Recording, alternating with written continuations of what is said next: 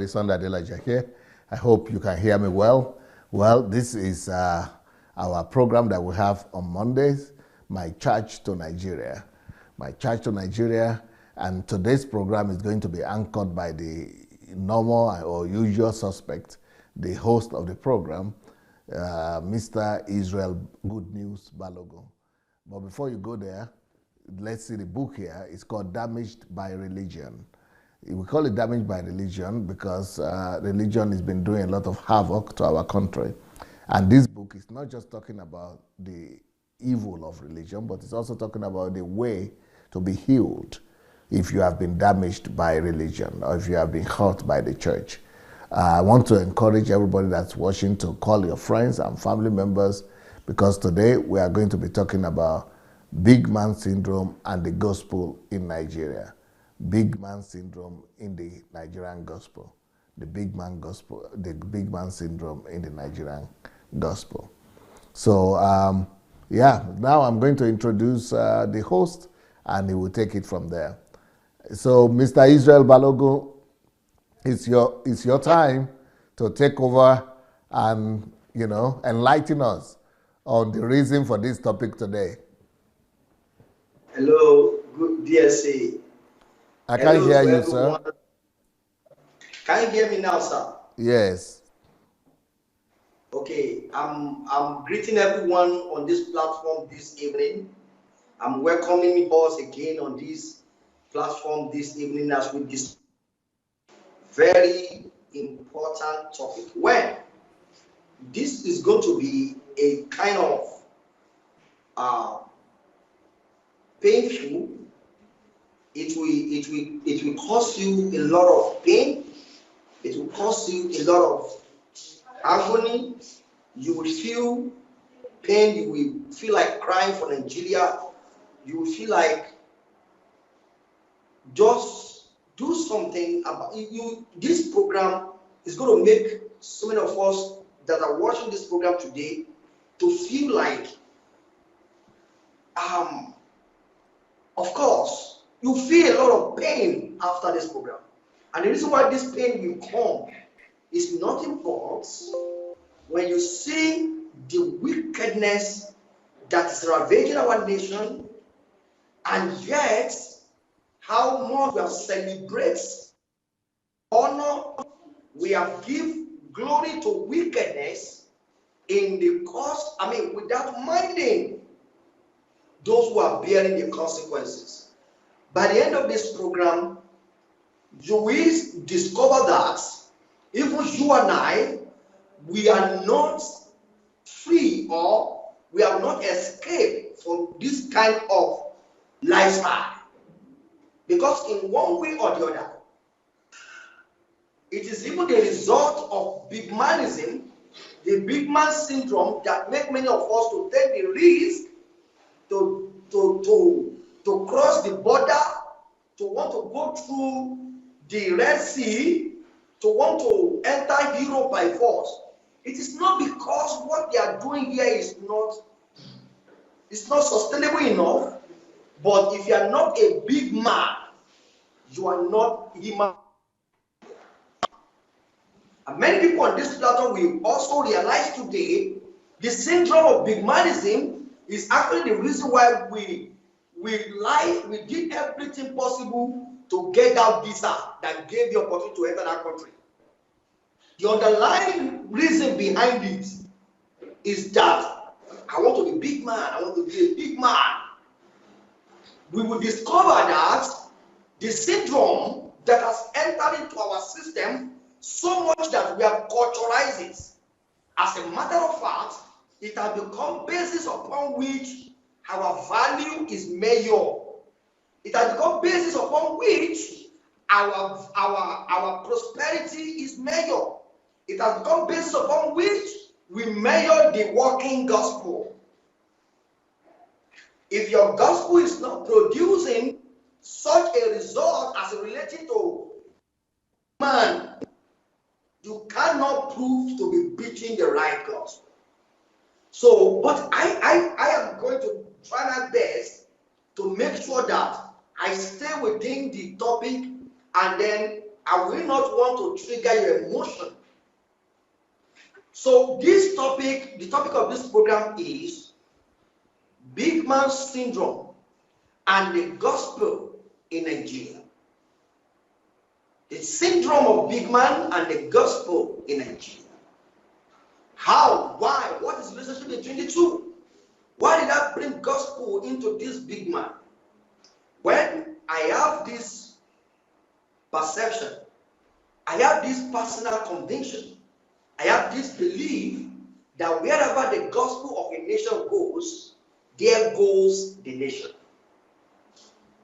I have this gospel, this nation of that any source where the nation is receiving his instruction from, any source that happen to be the one that the country is listening to, determine the direction, the shape, the vision, the value, the perception of that country. I can mention two major and two powerful sources that Nigeria is receiving its value from: media and religion. But between the two sources, religion is most powerful as this country is concerned right now. So the reason why I will not put media in it, because I know if religion gets it right, media can be changed, can be redeemed. But if media get it right and the religion did not get it right, religion still has power to destroy any information that will come from media. But there will not be any way media will get it right if the religion is not getting it right. And so it is religion that has the basis upon which our value system is developed. How do I start? Nigeria was not like this in some years back. Nigeria was not like this in the year 60s, 70s. Nigerians does not really place values. I wasn't born in that time, but I could say books I read history. Nigeria didn't place value on material things as much as they place value on their name, on the name of their family. I am old enough as well to remember that all our parents need to tell us in those days was, do not forget the son of whom you are, and that alone keep you away from any atrocity. I could remember in my area when I was growing up, if a policeman dare come to your house, at any time a policeman comes to your house, you are going to be, you'll be one, everybody will run away from you. If anyone bring a wife from your house, if anyone should bring a woman from your house, or if anyone say, I'm going to ask for a woman from that house, or I want to go and marry a man from that house, the other family will call you, say, no, you can't marry from them, they are criminals. It was so important to nation than wealth. So people of good names were honored above people with wealth. But it got a time, at a particular time in our history, when the gospel began to divert its attention from value to prosperity, there was a shift. Now, historically, I'm speaking on behalf of Nigeria, and this video, this comment of DSO Nigeria today is purely about Nigeria, so I'm speaking for Nigeria, I don't know another country. There was a time in this country that what matters to people is not house, it's not property, it's not car, it's nothing but their name, the name of their family, to the point that people are willing to die defending of their family. One could wonder, was Nigeria richer then than now? To be candid with you, Nigeria was poorer then than now. One could wonder what has happened. Nigeria as a nation, I'm referring to, I don't mean Nigeria as individual. The per capita of Nigeria back then is not as it is right now. But what happened within that time and now? Where did the change come from? Let me take it back. At that time, Nigeria has this educational system that breed children towards integrity, diligence, persistence. I'm a Yoruba man. I remember in primary school there is this song I may not be able to read. It says, and I'm going to say it in Yoruba, please, to my audience, if I can interpret in English, I will do my best. Iṣẹ́ lóògùn iṣẹ́, múra ṣiṣẹ́ ọ̀rẹ́ mi. Iṣẹ́ la fi ń jẹ ní gíga. Bí a kò bá, sorry, I don't know it. But that those little statement I mentioned, let me interpret it to you. It means work is the cure for poverty, what do you call it? Poverty. Work is the cure for poverty. Iṣẹ́ ni òògùn iṣẹ́, múra ṣiṣẹ́ ọ̀rẹ́ mi. He said, be hard work, become a workaholic, my friend. Múra ṣiṣẹ́ ọ̀rẹ́ mi. Bí a kò bá lẹ́ni lẹ́ẹ̀kan. If you don't have anybody to depend on, if you don't have anybody to depend on, you should become workaholic. Only he said, no story, it is the work that makes you great, not favor. That was the value upon which Nigerian students, Nigerian children was raised. And that value was not only said it was not only written or said in the class or just cited. It was inculcated into the system of the society in general. That was how Nigerians were raising their children when the gospel, and I'm trying to link the big man syndrome to the reason why this to the gospel of this country being the one producing these results. What is the result I'm referring to? I'm referring to this result of big man syndrome. At the point when Nigeria was raising their kids, their family, their members, everybody in this line, there was life that placed value on integrity, on truth, on good name above words. There was that easy life that people does not cater for, either to go and buy house, land. Though they are concerned about is to be diligent at their work. They are concerned about is to protect their name, is to have a good reputation is more valuable to them than having new cars.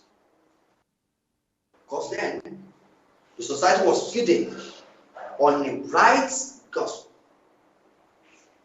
At the time when a man started the movement of prosperity, well, I may be wrong, but I can as well read this message to a man called Bishop Adelaja, who started this message of prosperity.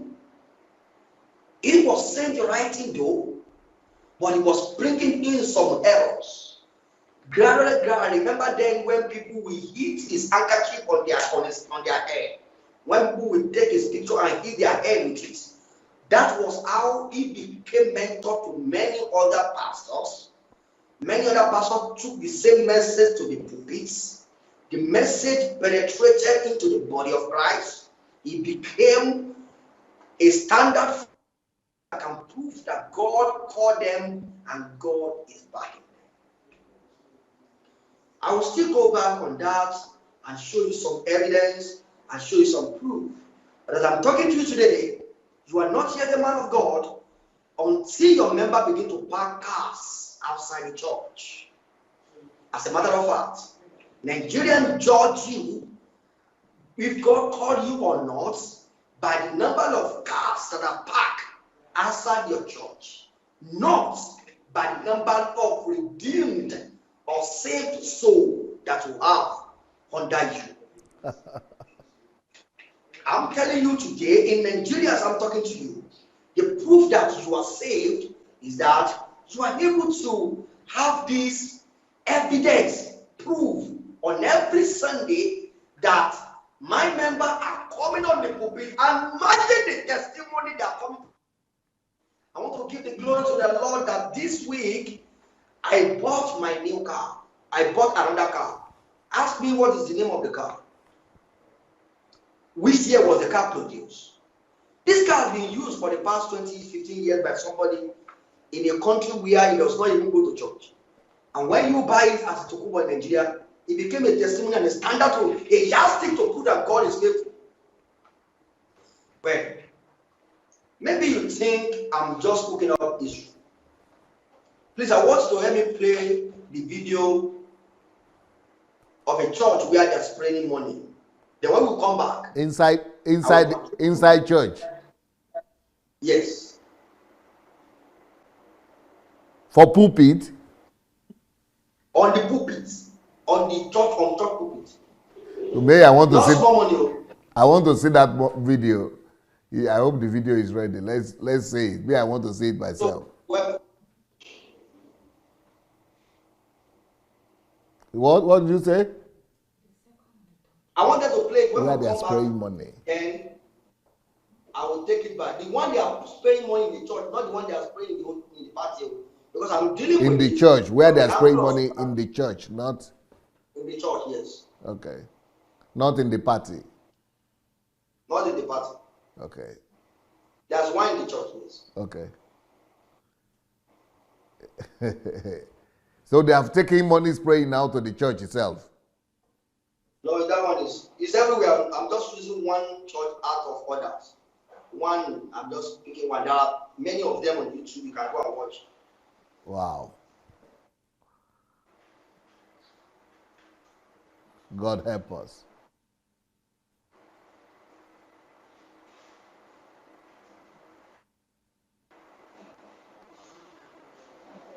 Are you people ready to show it?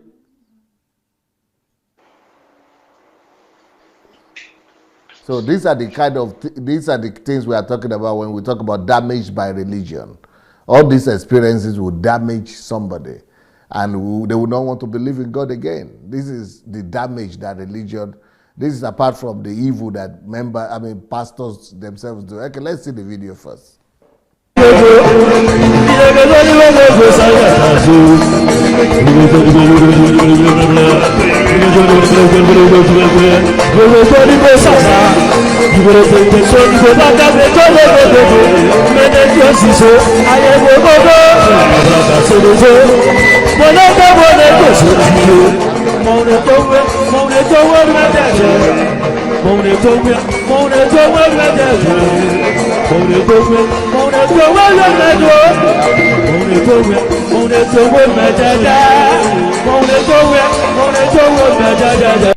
lion himself, he never pretends.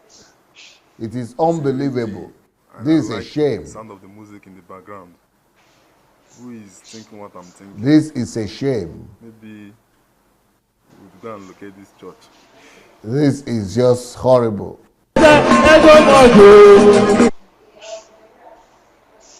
Unbelievable. It's a total disgrace. Total disgrace. Total disgrace. As if they are bandits. These people need to be arrested. This guy needs to be arrested, this so-called pastor. Right now, I begin to regret why Obasanjo is no more the pastor. He's no more the president. Because Obasanjo stopped them from...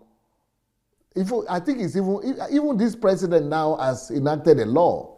They have passed a law now that money spraying is now a crime in Nigeria.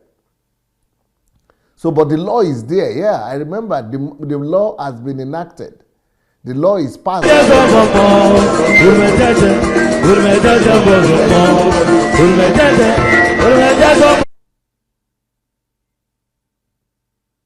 We need to begin to enforce this one, because this is absolutely horrible.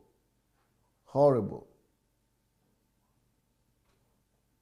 That is why Obasanjo banned them from showing miracles, and even banned them from spraying money too. We need the Inspector General of Police to take over this thing, because this is already a crime in Nigeria to be spraying money. But he might be saying he's not spraying money to individuals though. It might be, but they are spraying money to one another. Who is the other guy? Look at it. Maybe this. I hope there are no drug pushers in that church. Oh. To me, they look like drug pushers. Oh.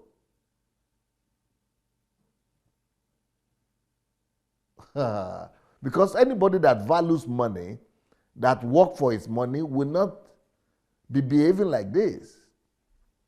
If people work for their money, they will not treat money, they will not trivialize money like this. I mean, this is totally the opposite of what the gospel is. The gospel is against frivolity, and this guy demonstrating frivolity right in the church and teaching people that lifestyle.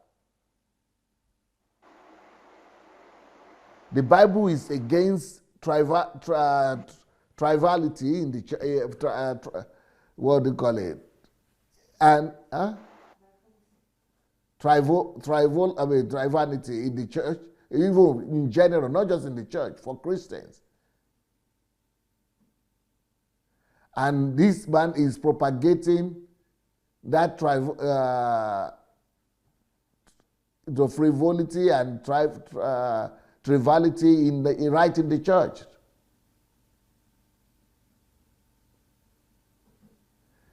This is crazy. It's teaching people greed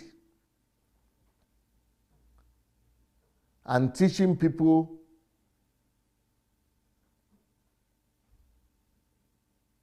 okay, that was a member of the church that came to spray the pastor. Now the pastor has prayed for him. He's now falling under the anointing. Okay. So the pastor doesn't bother where that guy got the money from. And they are demonstrating this on TV. I wonder what state that is, and I wonder who is the governor of that state. Maybe the federal government might not be aware of this. Maybe they have not seen this. But the state should be aware of what's going on. The Inspector General of Police and the Chief Police of that state should be aware of this kind of thing. Well, Mr. Israel Good News Balogun, I don't know why you show this particular one. You are trying to say it's big manism, right? They are trying to demonstrate. Right in the church. Of course. Now, as it is right now, that is the basis upon which many strive to also have money. Let me break it down. In Nigeria today, the gospel within the church, where they don't spread money like this, there are some churches who will not ever spread money like this. But I tell you, they are teaching people the same thing this guy is teaching these people through spending money. The same triviality. Because triviality, one, the church now has a mechanism through which your testimony will be listened to before you can share it. Okay, only the one that has good testimony. So those testimonies that seems to be shocking, powerful, will be allowed to share. And such testimony that happen as a result of able to pay my prophetic offering or vow for example, last year, One of the key So through testimony, that wow evidence was the way that said. We need to hear you better. One last video. Say that again. We can't hear you good.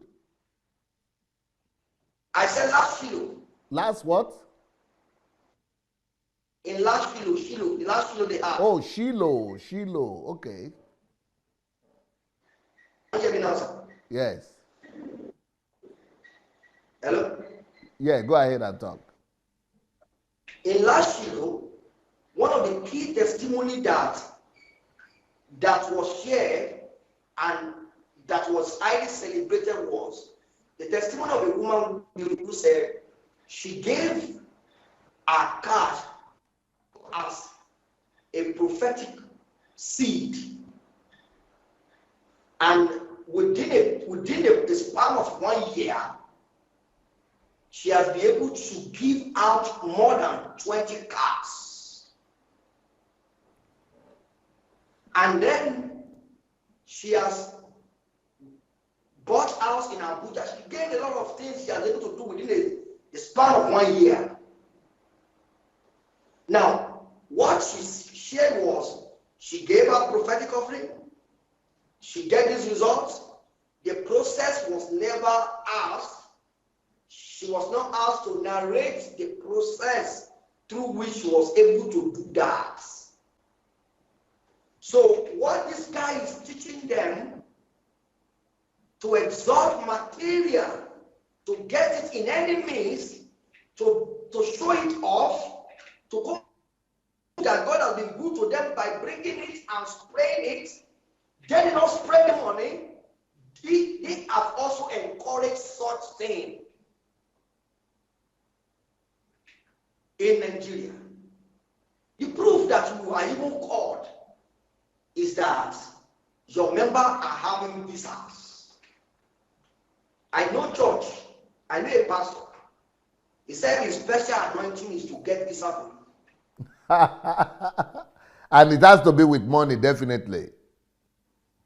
Of course. Either through life or truth. His own special anointing is to get visa. I know some pastor that says their special call is to make you wealthy.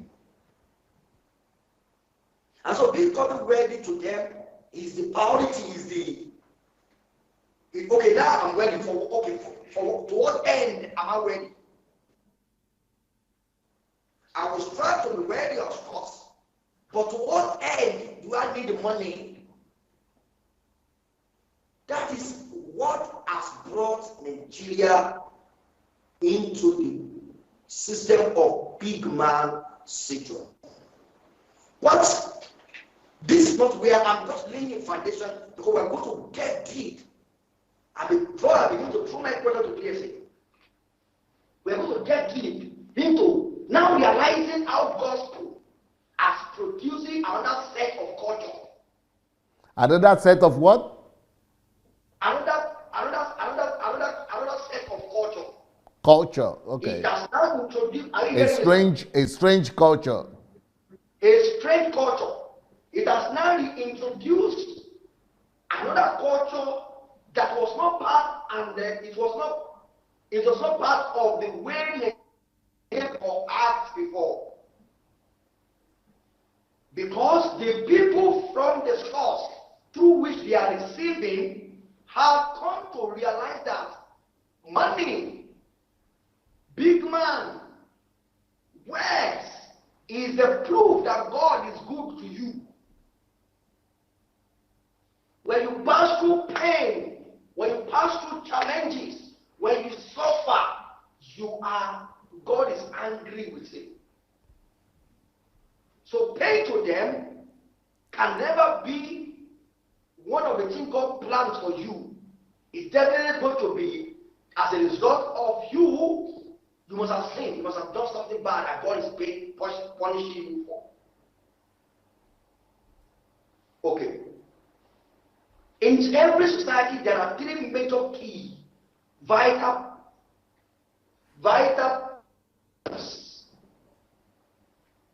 their belief, their cultural values, and their political system. Their belief,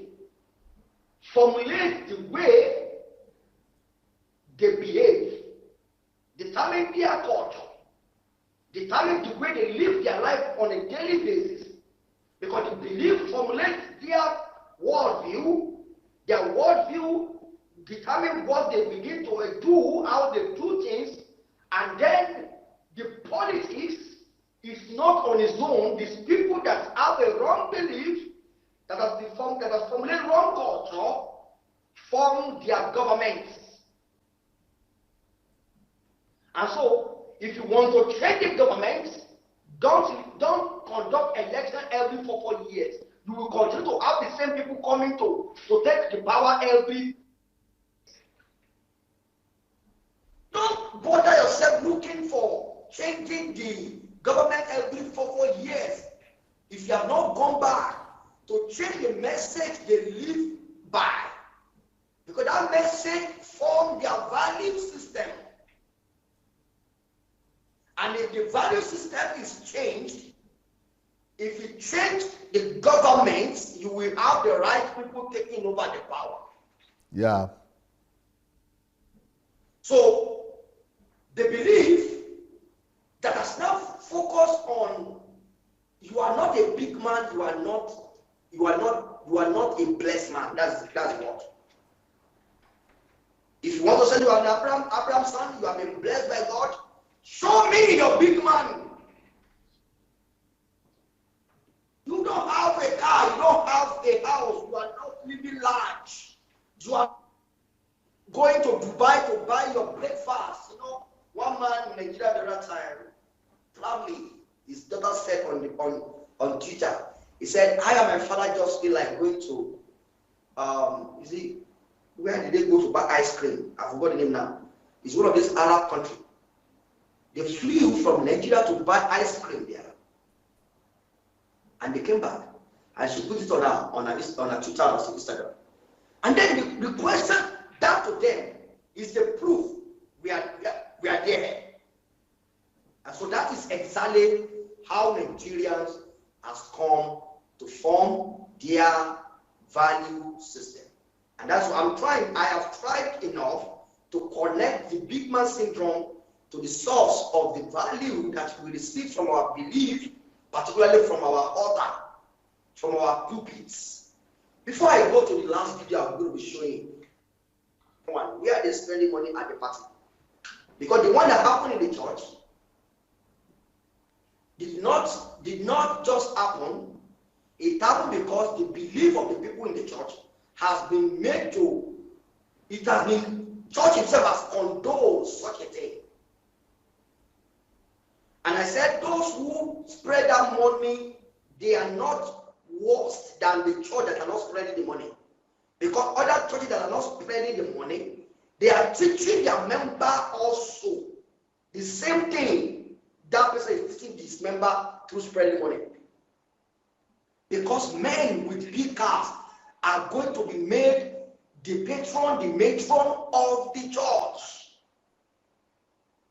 Who will you anoint as assistant pastor, honorary pastor? It is not those with big cars. Okay, but we want to come back and let us see that second video where they spray money in the party. The second video where they are also spraying money, but in the party. Yes, sir. Okay. So we'll try to play that now. So which means that the culture of the society has become the culture of the church. The church is not transforming the world anymore. The church is not transforming the country or the society. It is now the society that is transforming the culture. That is now transforming the church.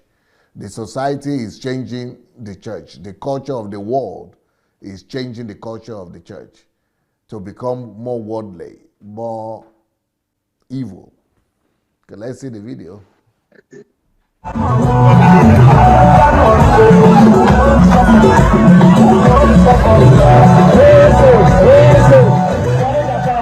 And they have a machine now that they are all using to spray money.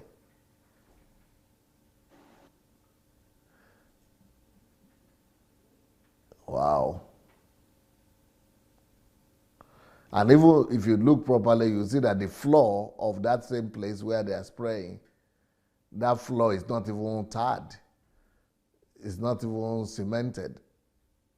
No concrete there, just dirty floor. Which means they could have spent money to, they are not using that money to even better their environment, to improve the lives of people or the environment even where they live. It's just matching money like this. Sorry? People are matching money like this. They are working on the money. Yes. They are stepping on money like this. It costs country millions, billions to print them. Yeah, and these people will be complaining that it is the government that is spoiling the country or the government that is the problem of Nigeria. But I can see it is Nigerians that are the problem of Nigeria. These same people are the ones who are the problem of the country. It's not just the government, but it is the people. When the people are like this, they produce the same people in governance and in government. Okay, it's finished now. So what will you have to say about it? And you showed it for a reason. Well, what I'm trying to say about this is very simple. I have shown us what we have in the church. I can only show one video, of course, because of time. But I will show us at least 4 or 5 denominations where this is practice. 4 or 5 denominations, different churches. Okay. Where the same thing is practiced. Wow. I could have also shown us some videos that shows that these ones, they did not spread the money, they did not spread like that. Because the man in charge he's trying to torture.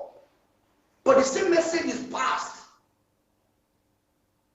Their one is that the money was not spread, but the same money is exalted among the people. The same money is given reference to. The same money is becoming a proof and evidence. Again, how does now this become the problem killing our country? And this is where we are going to a lot of discomforts. This is where you are going to see that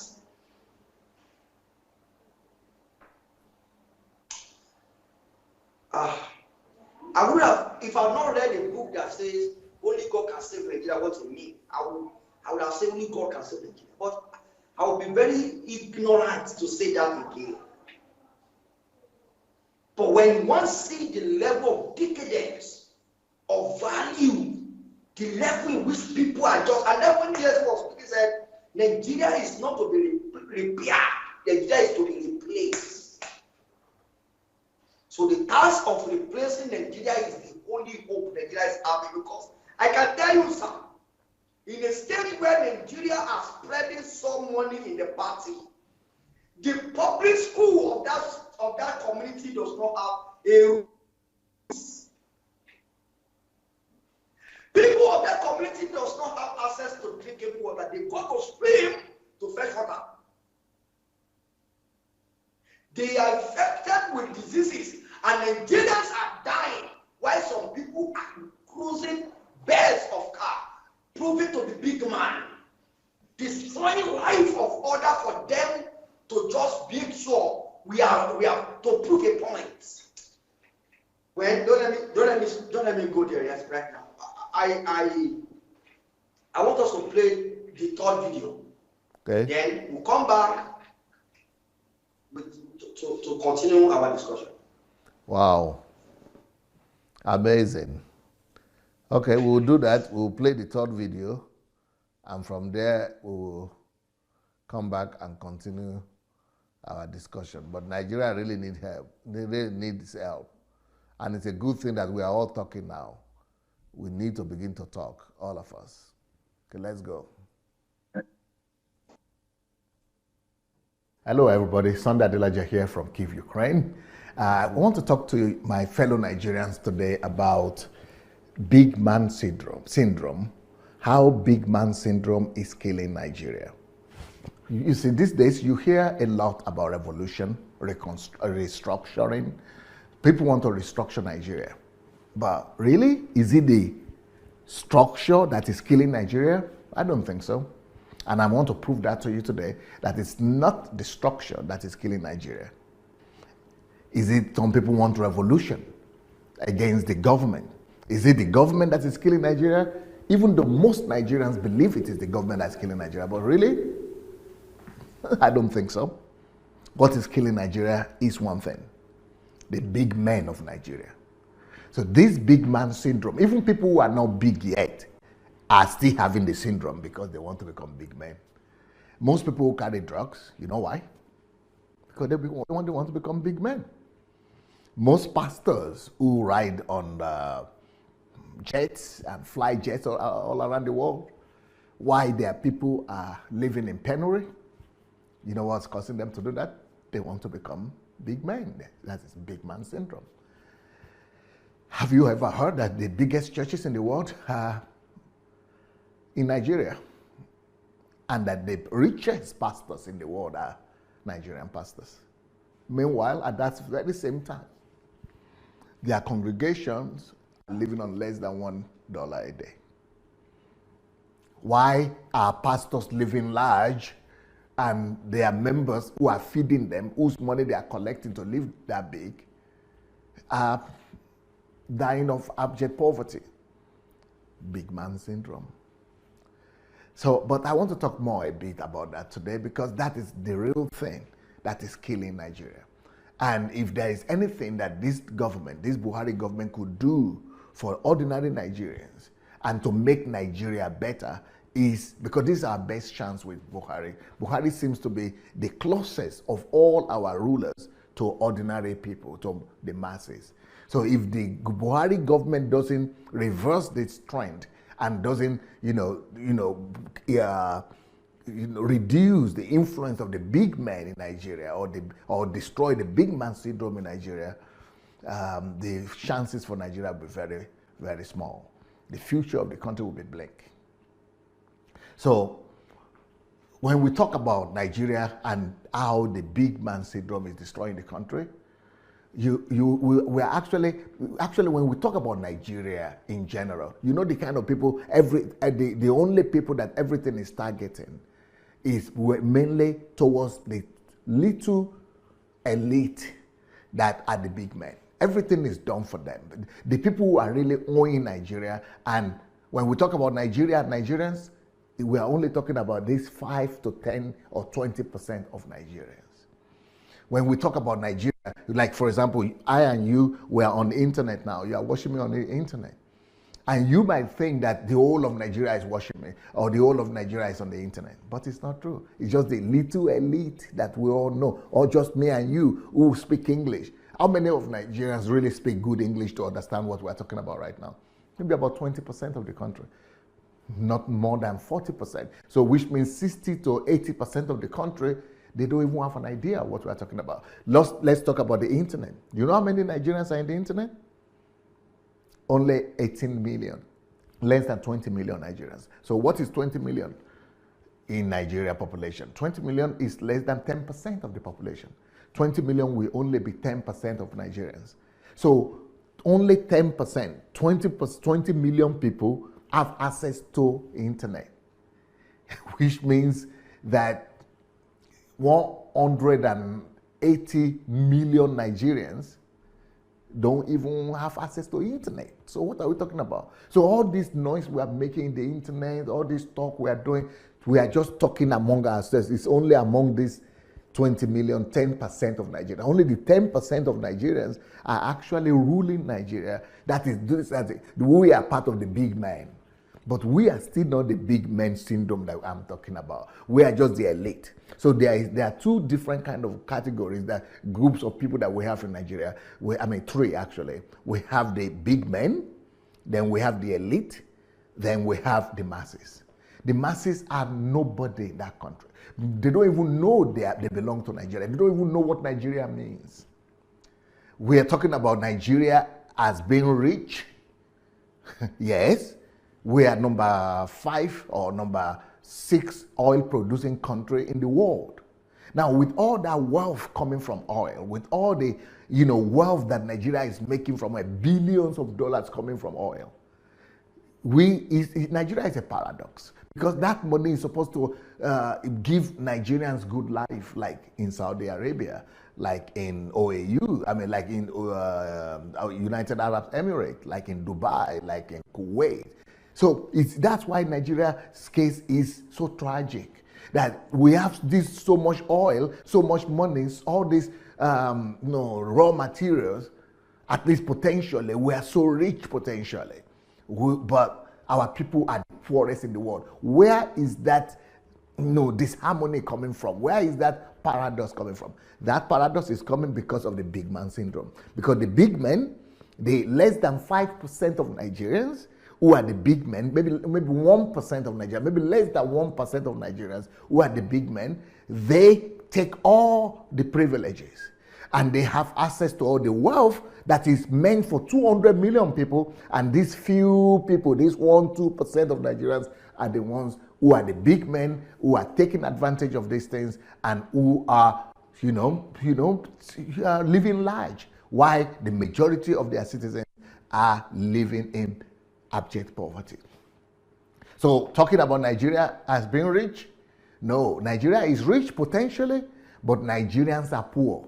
No, we talk about, but we have billionaires. The richest man in Africa is from Nigeria. And then we have all these billionaires, but how many are there? Nigerians are not really rich. Nigerians are poor. 200 million Nigerians, in fact, 99% of Nigerians are poor. Even the elite, that is the 10%, the elite, the people who have access to the internet, they are the elite in Nigeria, okay? So let's say the elite is only 10% in Nigeria. Out of that 10%, they are not big men. Even they are not rich. The only ones that are rich and that are killing the country are the big men. And even the elite, they are dreaming of becoming some of the big men. They want to get into the big man syndrome. So when we talk about Nigerians as being rich, do you know how many Nigerians are truly rich? There are not many. We have less than, statistically, we have only 10,000 Nigerians that could be considered as being rich, who are having at least $1 million and above. Only 10,000. Now, maybe you might think that, oh, that is a lot. But why should we be having 10,000 people who are rich, where they buy the rest? Okay, if you have 10,000 people who are having $1 million and above, right? But the rest of the people are having $1. That is maybe 200 million people are only living on $1 a day, whereby only 10,000 are having $1 million and above. But out of these 10,000 that are truly rich in Nigeria, but what is 10,000? Even if they are going to have employment for people, right? The 10,000 is too small. We need to have 10 million, 100 million rich people. Then we will say we are rich. At least 1 million, at least 10 million rich people. That is what the government should be talking about. We should be making, that is when we say our country is rich. We should think of a way to make Nigerians rich. We need at least 1 million or 10 million of them that will have 1 million and above in US dollars. But right now, we only have 10,000. That is a poor country. But the unfortunate thing is that the rest of the population is only having $1. Maybe apart from the elite that I spoke about, the 20 million, which is the 10%. But from that 10,000 people that are rich, that are comfortable in Nigeria, only 500 of them are super rich. Because we talk about all these rich Nigeria, Dangote, $10, all these people, but most of them they are just very few. They're just about 500 that are truly rich. And you see, when you go to England, you will be surprised that some of the eyebrow houses and the places where people have the super rich people are living in England, you see Nigerians own these houses, so a lot of houses in those places, eyebrow area. and the eyebrow areas of Dubai, United Arab Emirates.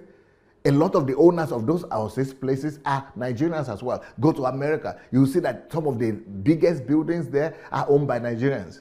But when we talk about all these Nigerians that are rich and wealthy, owning houses in England, in Dubai, in America, we think, oh, that is like almost half of Nigeria or even 1% of Nigeria. No, it's just about 500 Nigerians. So can you imagine a country like that where you have 200 million citizens? And only 500 can afford to have and own houses everywhere. Houses, cars, you own the whole country and then go out of the country and own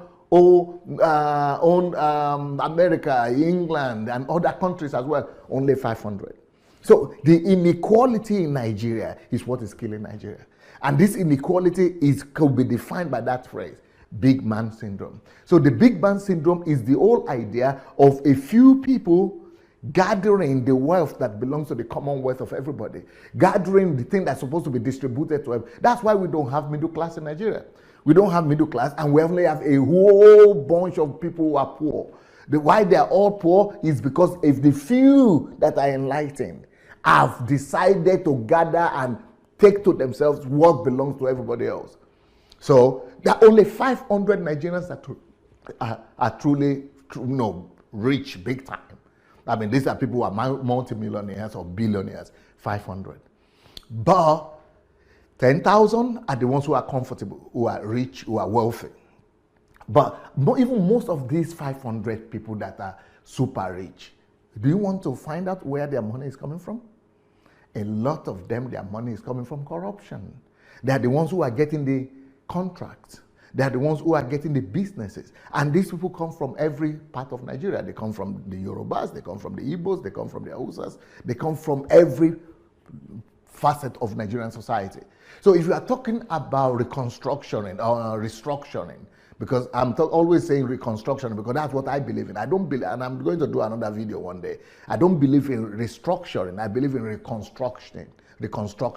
I don't believe in restructure. I believe in reconstruction. So, but I will talk about restructuring and reconstruction later on.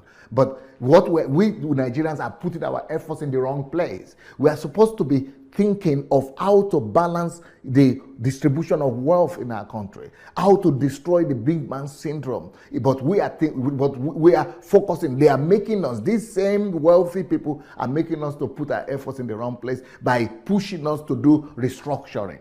Restructuring, making everything look political. But most of these people, these wealthy people we're talking about, these 10,000 Nigerians and the 5,000 top 500 super rich, they are not politicians.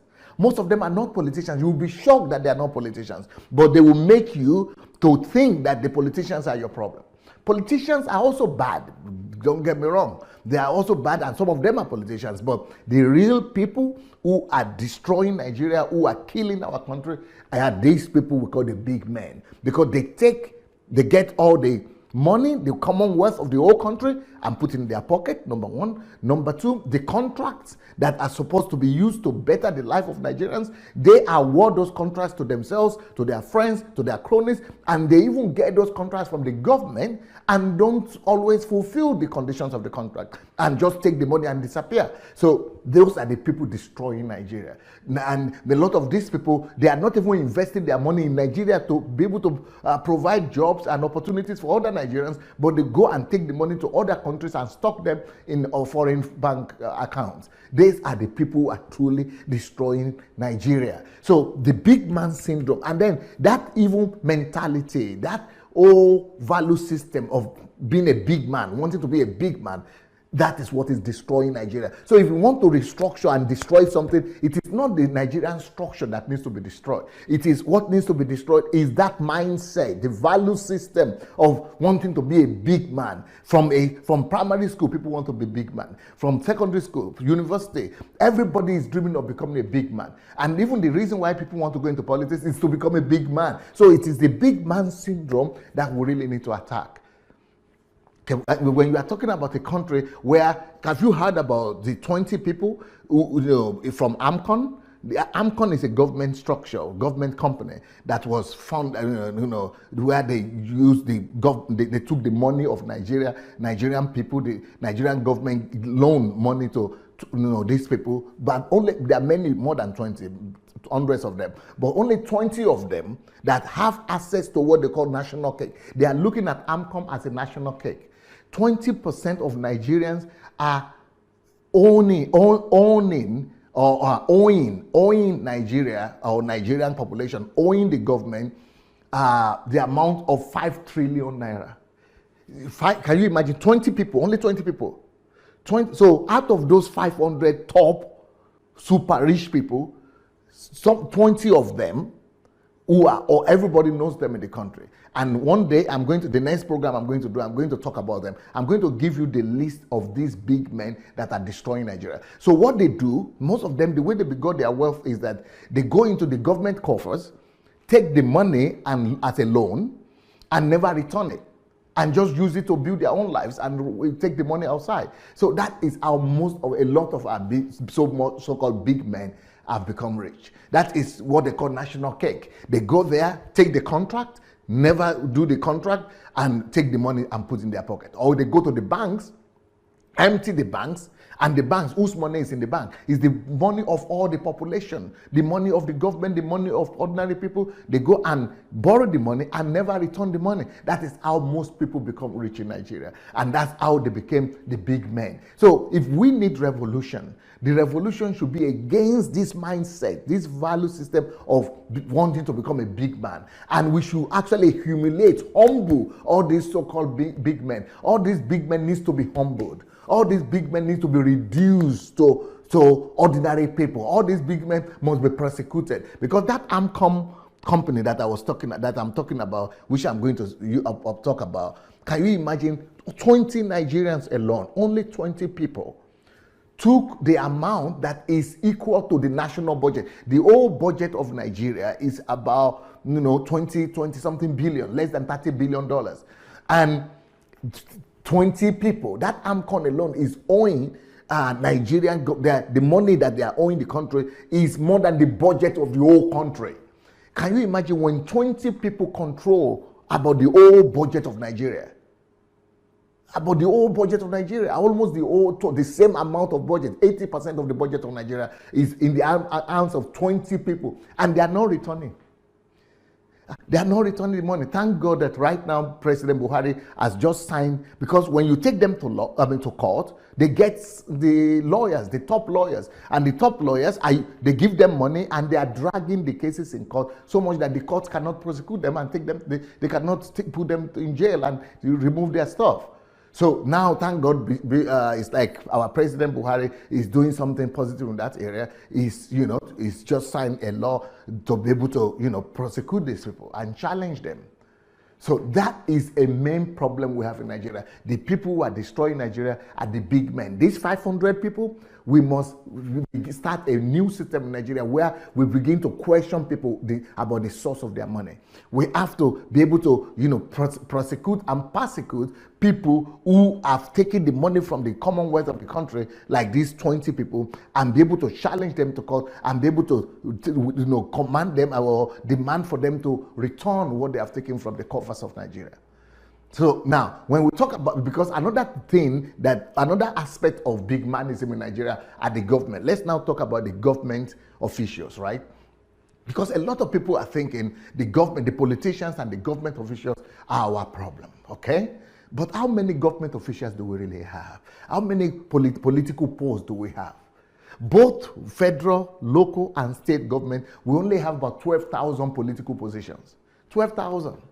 So if we only have 12,000 political posts, so who are these people we are talking about? Let's even assume that the 12,000 politicians or political office holders, they are rich, but they are not all rich. But let's even assume that they are rich. But and everybody in Nigeria wants to go get a political position. Why? Because they want to also become big men.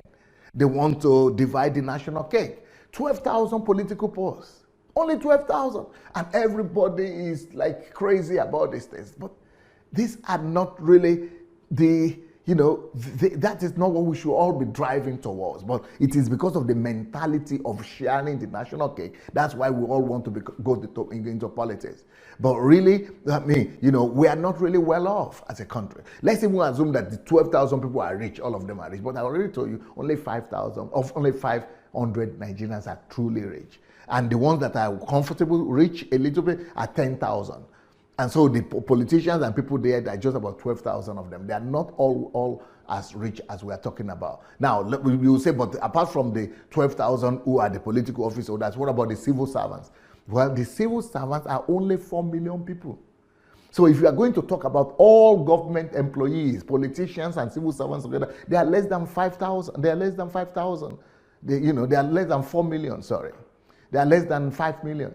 So all political office holders and the civil servants are 4 million in Nigeria. So what is 4 million? When we are talking about a country of 200 million, 4 million is what? Is less than, it's about 2%. Yeah? It's about 4% maybe or something, less than 5%. So if we have only 12 million people that are being employed by the whole country, and that is only about less than 5%, maybe 2%.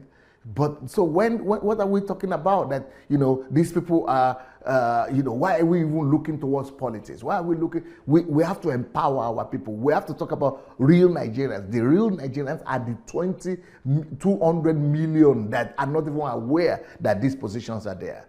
We know why we're all concentrating on these political offices, and it's because we want to become big men. That is what is destroying Nigeria, the big man syndrome. Either through business, the big business and contracts. Those are the ones I spoke about, the 10,000 Nigerians who are rich and the 500 super rich.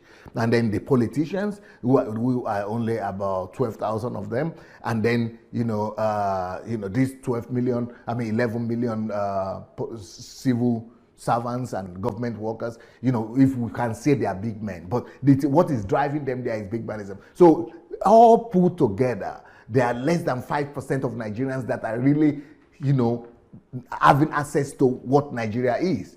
So, but what I'm trying to say is that, we have destroyed our country through the desire to become big men. We are being driven by this desire to go and share national cake. That idea of getting something from Nigeria instead of giving something to Nigeria is what's killing us.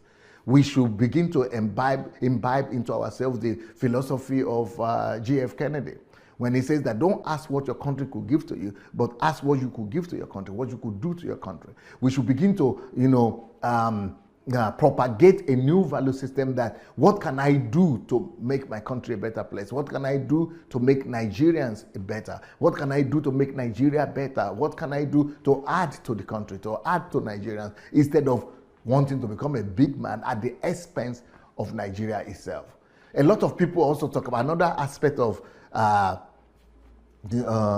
this big manism is that people are always talking about, the media is talking about the politicians, they are talking about the rich, they are talking about Nollywood, they are talking about all these celebrities, and everybody is thinking that is what all the discussion is all about, the rich, the celebrities.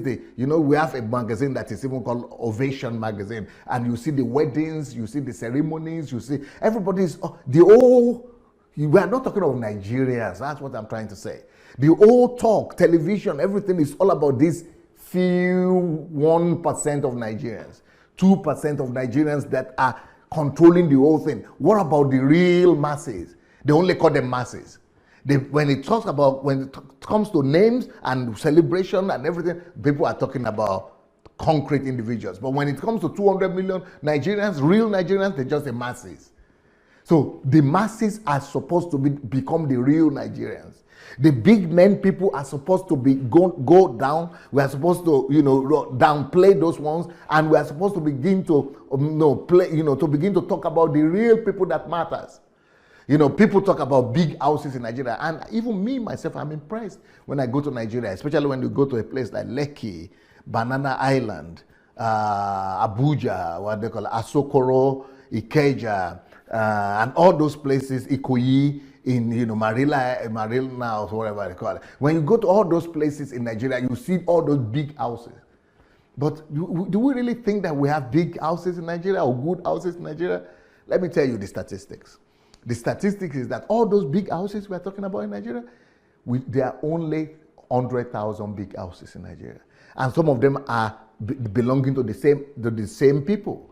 But all together, let's even say there are different individuals who own all the 100,000 houses. What is 100,000 houses when you have a country of 200 million? I'm not talking about 100 million houses. So I'm not even talking about 1 million houses. I'm not even talking about 10 million houses. We only have 100,000 houses, the big houses we are talking about. That 100,000 houses is less than 0.1% of Nigerian population. All the rest of the people, they are living in the street, they are living in mud houses, they are living in patched houses. And then we have the house deficit in Nigeria, the official one, that 10 million Nigerians don't even have a house to live in. 10 million Nigerians. We are talking about 10 million Nigerians that don't even have a house at all, and then 100,000 that are living like kings. Of course, out of that 100,000, the same, that 100,000 houses, they belong to those same 10,000 comfortable Nigerians and the 500, especially the 500 super rich. People talk about the big cars. Have you ever heard of Nigerians talking about the big cars? These big cars are in Nigeria. That car has reached Nigeria. Some people will even come to England and say, these cars are not. Come to Nigeria, you see big cars. Some people even go to Europe and say, Nigeria has more Mercedes-Benz than even Germany. But you know how many cars we really have in Nigeria? The totality, all cars put together. Only 11 million cars. What is 11 million cars? Let's even say those 11 million cars belong to 11 million people, which is not true because some people have 2 cars, 3 cars. So let's even say all the cars in Nigeria are 11 million and they are owned by 11 million people. What is 11 million in the percentage of things in Nigeria? 11 million is only 5% of Nigeria. 5%. So only 5% of the whole country of Nigeria, only 5% could afford a car. Only 5%. 95% cannot afford a car. So these are supposed to be Nigerians too. And it's not 5%. We know that it's not 5% because we don't have 5% that have, we don't have 11 million that have a car. That 11 million is not for Nigerians. It's not Nigeria. It's not every Nigerian that has a car. It's just the amount of cars we have in the whole country. And those amount of cars, they belong to just, that same 10,000 and, people we are talking about. Even those 100,000 houses, they don't belong to 100,000 people. They only belong to, again, those 10,000 people. So what I'm talking about is that we don't have Nigeria. The people that own Nigeria, that are using Nigeria, they are the ones who are killing Nigeria. This same elite, these big men, they are the ones killing Nigeria. They have separated themselves. They built a whole life for themselves apart from real Nigerians. The real Nigerians are really just suffering. Yes, we have about maybe 10% of Nigerians, those 18 million that have access to internet, that are, we will say they are, elite. But the elite, they are not always comfortable. The ones that are really comfortable are the 10,000 and then the 500. Because even the politicians, there are only 12,000 of them. That are on top government positions. And the civil servants, 11 million, they are not comfortable. So the point I'm trying to make is that until we destroy that elitism, that oligarchs, that aristocratic class of big men in Nigeria, we will never really get to real Nigerians. We will never really get to take care of, to build the real Nigeria. It is these people who are destroying Nigeria, these so-called big men, and that mindset of big men. The pastors want to become big men. That's why they are, buying the jets and building the big houses and keeping people poor. The drug addicts want to become big men. That's why they are carrying drugs, and that's why the kidnapping is increasing. So all these menace of the society, they will keep on growing. We will keep on having kidnapping because they want to become big men too. We will keep on having, the people killing and, maiming other people's armed robbers because they want to become big men too. So what is really killing Nigeria is the big man syndrome. And until we change the focus of Nigeria, that these people, because the media people are only talking about them. They put it in your face, that this is real life. See how people are enjoying. See how people are living. See the big house people are living in. See the big cars. But they will not tell you that these things are only owned by about 10,000 Nigerians. And that 200 million have to just look and lick their lips and don't have any option. So if Buhari can help us, if Buhari really wants to help Nigeria, the real thing to focus on is to bring about equality, at least to some extent. Create a middle class. Destroy this old philosophy, this old madness of big manism. Probe all these so-called super rich that have used the commonwealth of the people to their own gain. Take them to court and strip them. Stop appointing them as ministers and governors. We need to break that stronghold of big manism over Nigeria, guys. This is the real thing that is killing Nigeria. And I'm going to continue to talk about, I'm going to mention real names of the people who are really killing Nigerians, who have brought Nigeria to our knees. You will discover that they are not really politicians and it's not really structure. So the people who are campaigning for Biafra, for Ududua, for South to live, you have your fight in the wrong place. Because all these big men that we are talking about, they are among Biafrans, they are among Yorubas, they are among every tribe. And they are your enemies. And even if you divide and get your own Biafra, they will still hold you as slaves in your own country over there. The ones who are holding Nigeria as slaves now, they are also holding you as slaves.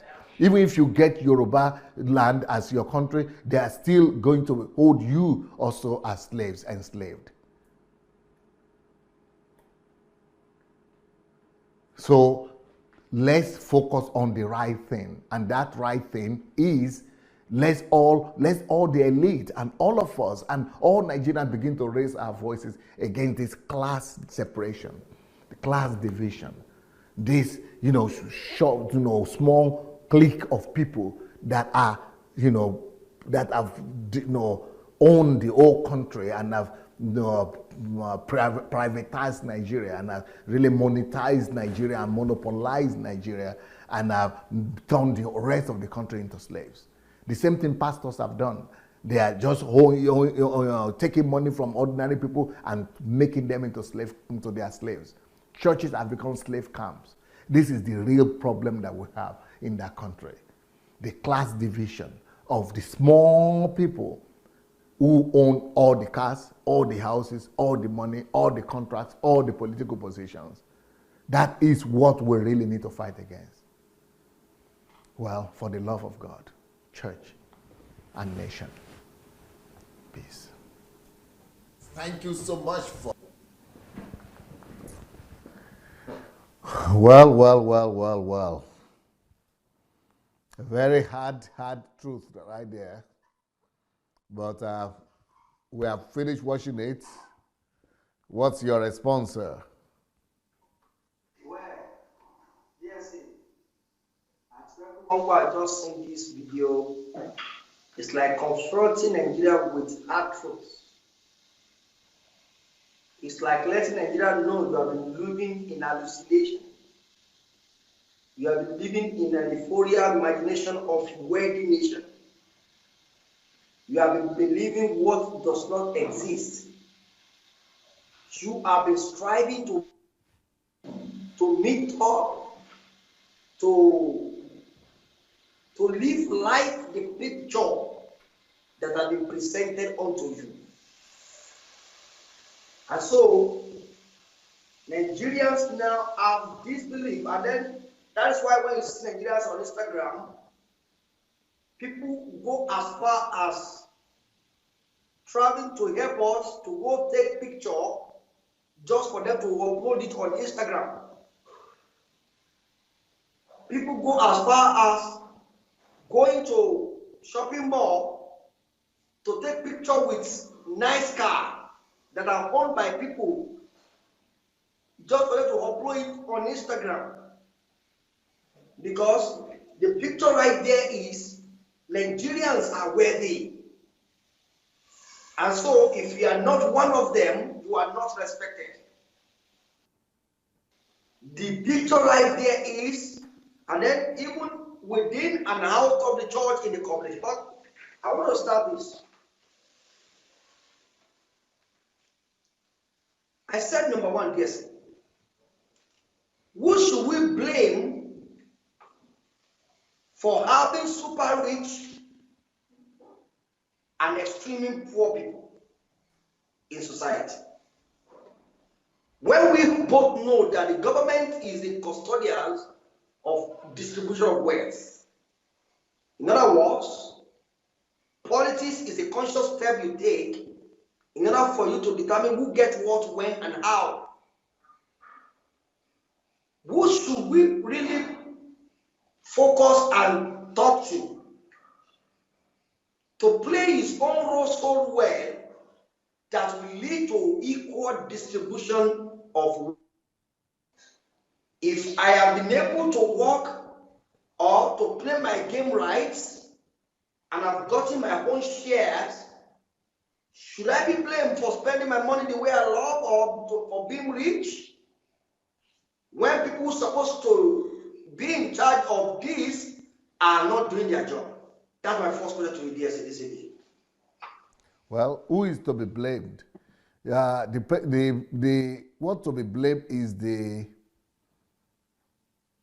are two main things to be blamed. The first people to be blamed are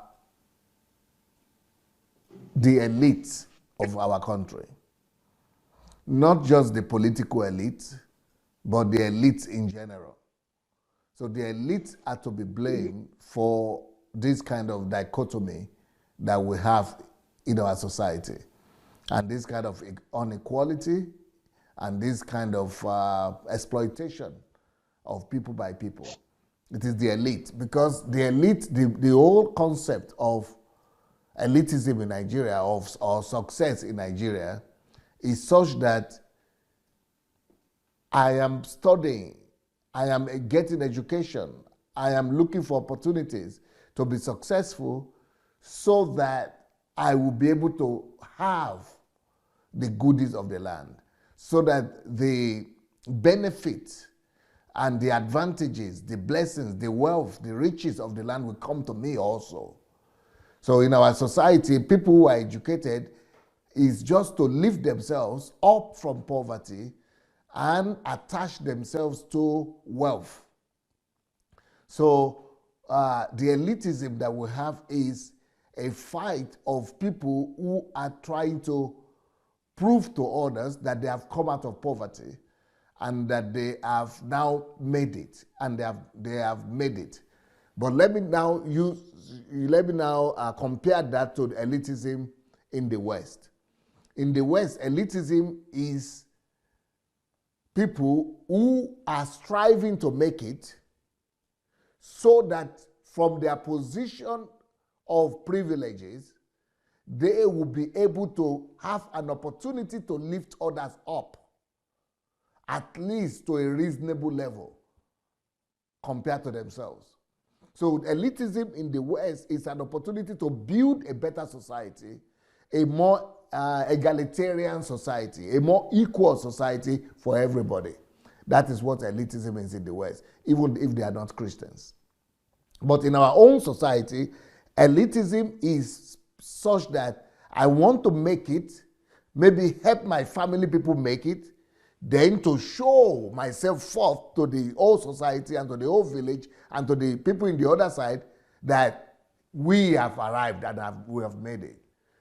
And it's even better still if the people and the other relatives and people in the other from the other place will be coming out to serve me or to beg me to help them. That is what elitism is in our country. So that is the first thing that has to be blamed. But that is secondary. It is secondary to another thing that is even more powerful as the reason why. And that is our value system. Our value system is the reason why our elites are like this. And why is it that our value system is the way it is? What is our value system? Our value system is such that like I've just described. People want to People value big manism. And for you to be a big man, you have to be bigger than somebody else. So our own value is to show forth our own prowess and to show forth how big we are, how much we have arrived. And for that to be able to happen, I have to be better than all the people around me. And that is coming from our culture. It's coming from our tradition. We are coming from a paganistic tradition. So what has given birth to what I've just described now, to our values, is our worldview. We have a worldview problem. And the problem of our worldview is because of where we're coming from. Our worldview is based on our past tradition, and on our culture, and on the environment where we grew up from. So that environment we are coming from has given us a worldview of paganism or paganistic worldview. What is paganism? Paganism and paganistic worldview. Paganistic worldview is based on the word pagan. And when you look at the word pagan, you see that it is a form of religion as well. That religion is the religion that is based on people not having equality between themselves. In a paganistic society and a paganistic environment, people are not equal. In fact, as a matter of fact, people are not equal before God in paganistic society. In a paganistic society, God is not having a rapport with man. Man cannot have access to God. God is hidden. They know there is God, and it's a big God, powerful God, maybe even a good God. But he is so big and powerful that he cannot afford to relate to ordinary mortals. And so if your God is so segregated and so separated from man that his bigness says that his bigness cannot allow him or afford him to come to the level of man, that tells you the kind of society you are going to have. Since our God is on a different class on his own, and it doesn't come down to the level of man, it's so also with our big men. Our big men are a reflection of our God. Our society is a reflection of our God. I mean, our paradigm, our worldview that we believe in, which is coming from our God. So the society we grew up in is a paganistic society whereby the only people who have access to God are the priests.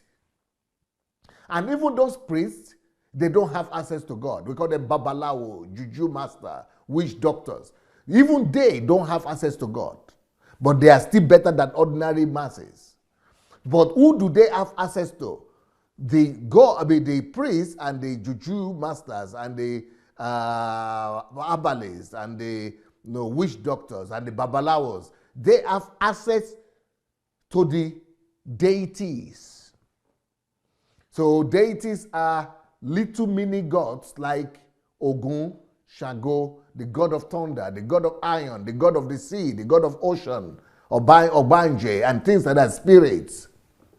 So the priests, you have to go and get in touch with the spirits or with the deities, or sometimes even you cannot get access to deities immediately like that. In some other cultures, the priests will only get in touch with their ancestors, or the ancestral spirits. So either through ancestral spirits, then you have access to the spirit realm, or through the deities, you have access to the spirit realm. So those people, like, let's say I'm a babalawo now, because I have access to the spirit realm, I have some power. And that power that I have makes me to be superior to every other person in the city and in the village. Now, what is my relationship between them and myself, between the people and myself who is the babalawo? They come to me kneeling down. They come to me crawling on their knees. They come to me begging, looking at me as if I am a representative of the gods. Because it's only through me they could get to the gods. So I am like a mini God among ordinary mortals. Same thing with the kings. That's why in our culture, the kings are regarded as the second to the gods, or the representative of the gods.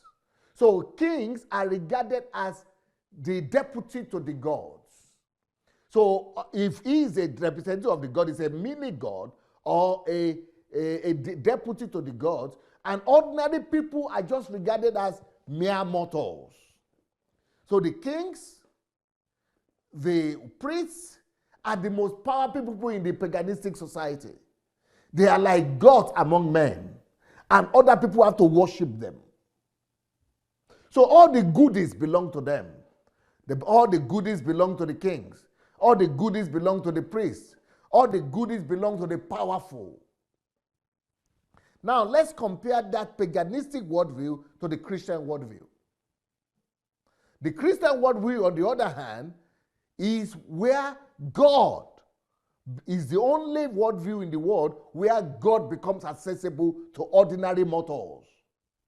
It's only in Christianity where God himself, the God of this religion, reduced himself to the level of ordinary man. He took upon himself the image of man and became a servant and a slave to serve man. And he didn't see it as robbery to become equal with man. He carried the nature of man. He became like him, so that even if you are the least servant in your village, even if you are the slave in your village, Jesus came to your level. Our God became like you. And he came to your level. You could relate to God one-on-one. No dichotomy. So even though I am God, so in that kind of society where God becomes to the level of man, and man can relate to God directly without an intermediary, without the intermediary of spirits, without the intermediary of the gods, without the intermediary of deities, without the intermediary of the ancestral spirits, you one-on-one with God, you're on the same level. So if in that kind of society, no inferiority complex, no man is oppressing any man, because even God, that is bigger than every other man, is on the same level with man, even with the lowest and the smallest of men. God is on their level. So because God came to our level, it changes the whole perception of society. But I must say here that this paganistic society that I'm talking about, and the paganistic worldview that I'm talking about that is to blame for where we are today, it was the same thing all over the world before. It was the same thing in Europe like that. They were also coming from paganistic worldview. But something happened. They had a reformation. And they have a renaissance. They have a renaissance period where that old thing was overthrown. That old worldview, paganistic worldview, was totally destroyed. They had people like Voltaire. They have people who brought, they had the age of enlightenment, where they uprooted the paganistic worldview. That has not been done in our continent. And that will explain to you why I'm doing a lot of teachings, and I'm talking, I am doing what I'm doing, so that somebody must take upon himself the responsibility to replace the evil worldview that we have. And I have a book now. I'm going to release the book. Maybe I will release, I don't know when I will release it, maybe before the end of the year or after New Year, on the problem with our worldview. So the worldview issue is what gave birth to our value system. And it's what gave birth to our people behaving like they behave. Because we embraced religion of Christianity, we embraced the religion of Islam, but we didn't understand worldview. They never explained it to us. We kept our worldview the way we are. So much that the father is superior to the children. So much that the elder brother is superior to the junior brother. So much that anybody that is successful is superior to the one that is not successful. We didn't change our value system.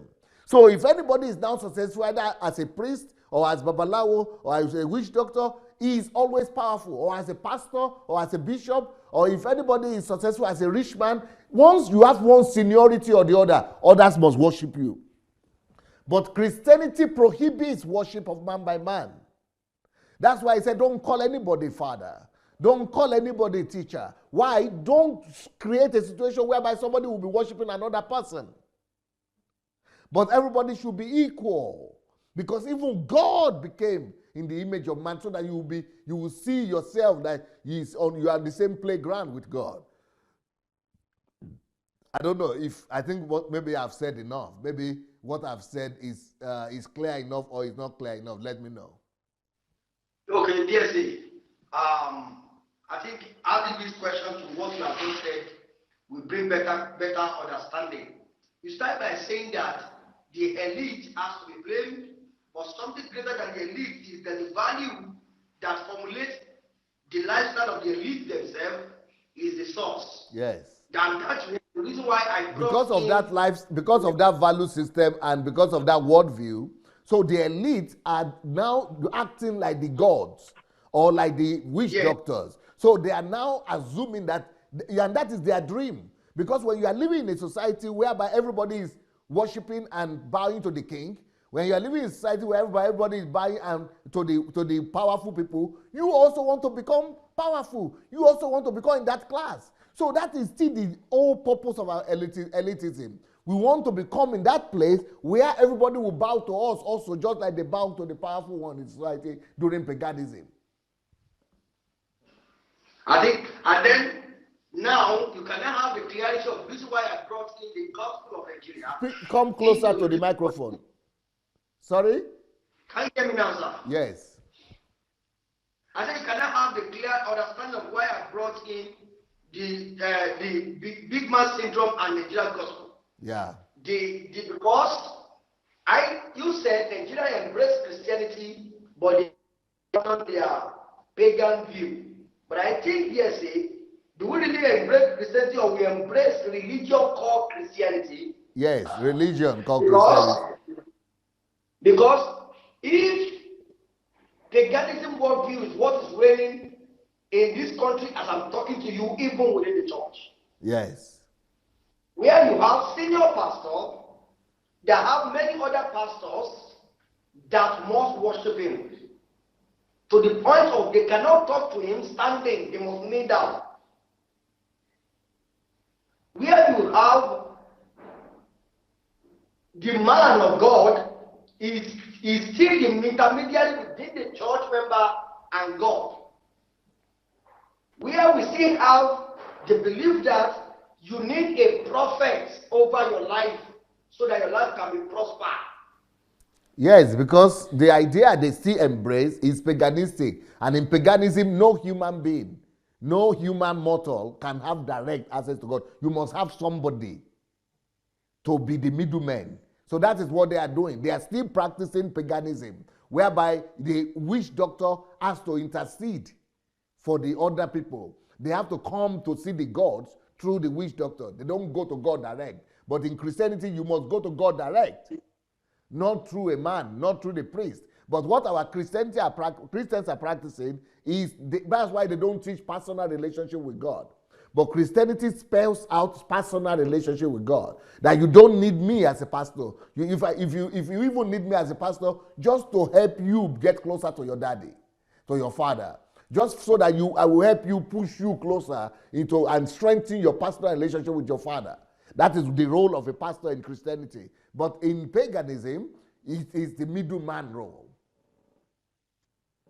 Now, we are getting close now because not only should we need to talk about this problem, we should begin to deal with it by finding solution to it and how can it be changed. And one thing we are able to establish now is the elites that are supposed to work so hard in order to create equality in the society, they get to that place with a wrong worldview that has been formulated out of a wrong value system. And so, if we are to change this problem, therefore, let us trace back the source of their value system. And then we discover that the paganism worldview that has formulated the way we reason things has become the problem. DSA,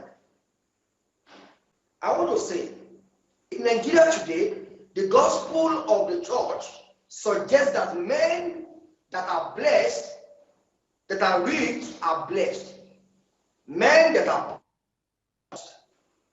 So they have generational cause called poverty, and they claim that no matter how much you are being given, the poor shall not be found, there will not be any time in the land that will not be poor.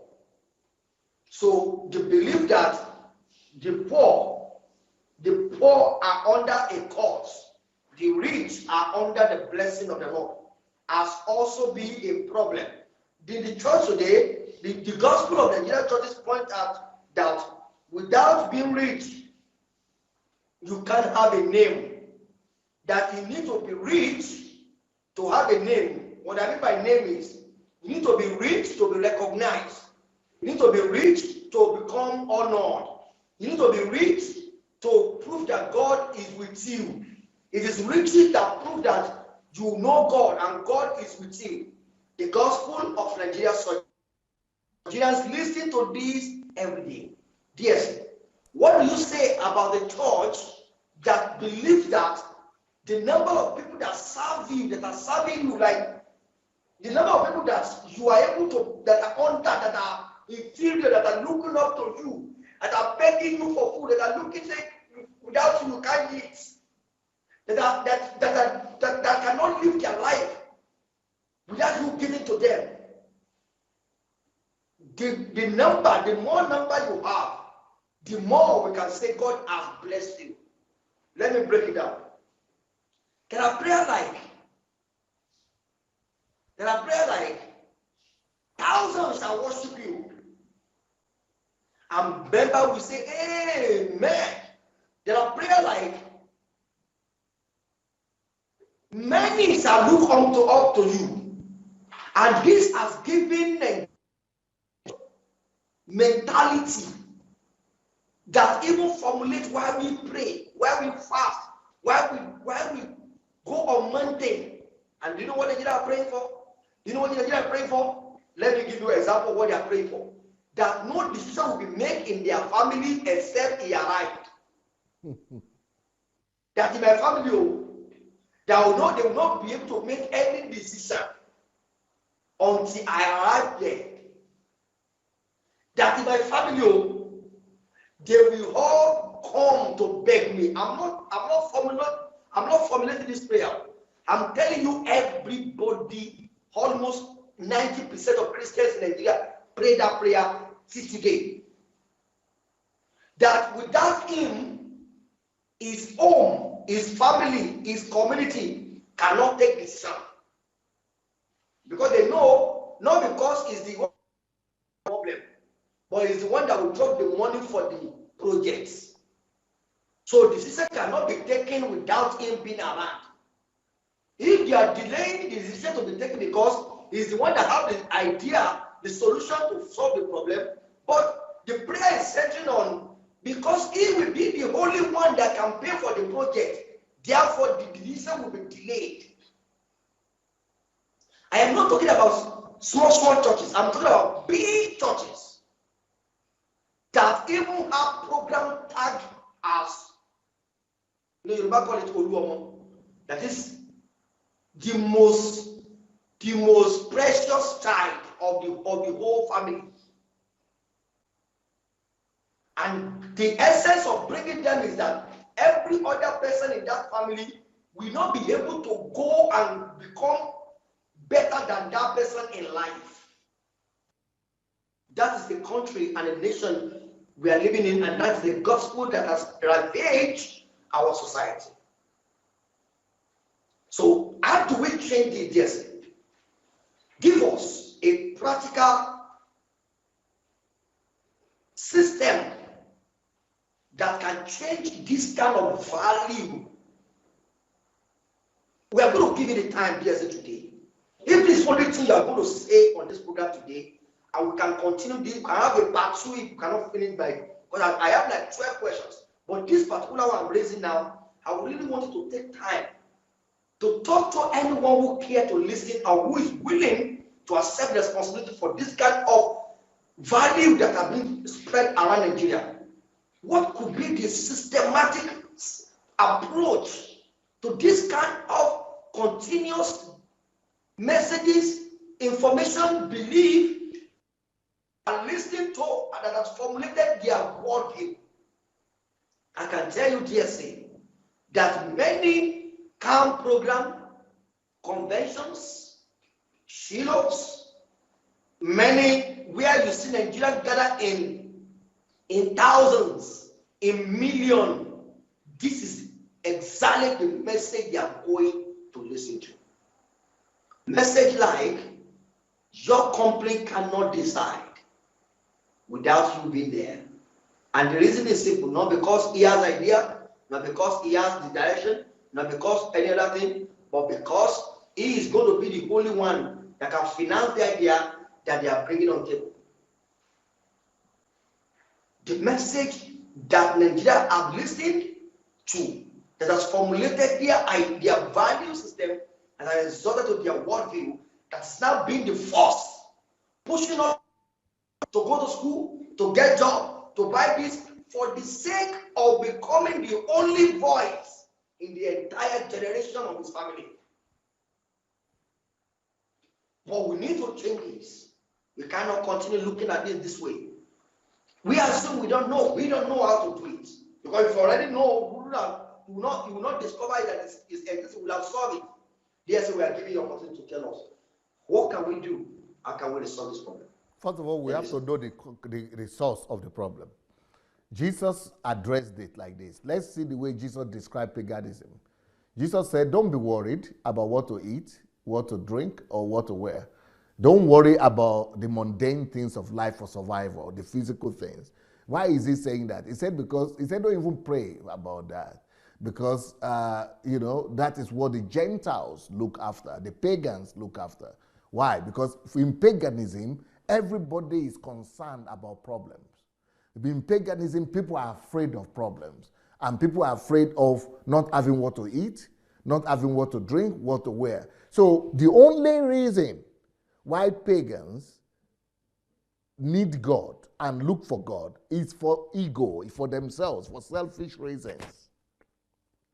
So if it is flood that they had in that village, and they have that flood every year when it rains, because the flood destroys their crops and their village, that river will become the god that they will pray to, because they just need.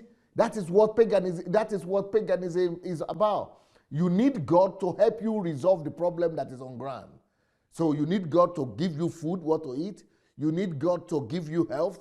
You need God to protect you. You need God to protect your children. You need God to bless you. That is what paganism is. That's why in paganism, different objects become God. Animism. It could be a tree that has been standing there for so long. They will worship it. They say, oh, it's because of this tree that we have been protected.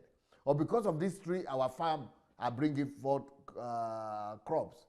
Or if it is thunder that comes and kills somebody or destroys something, they say, oh, let's go and appease this thunder so that it doesn't. So anything that could make them, give them what they need, protection, provision, or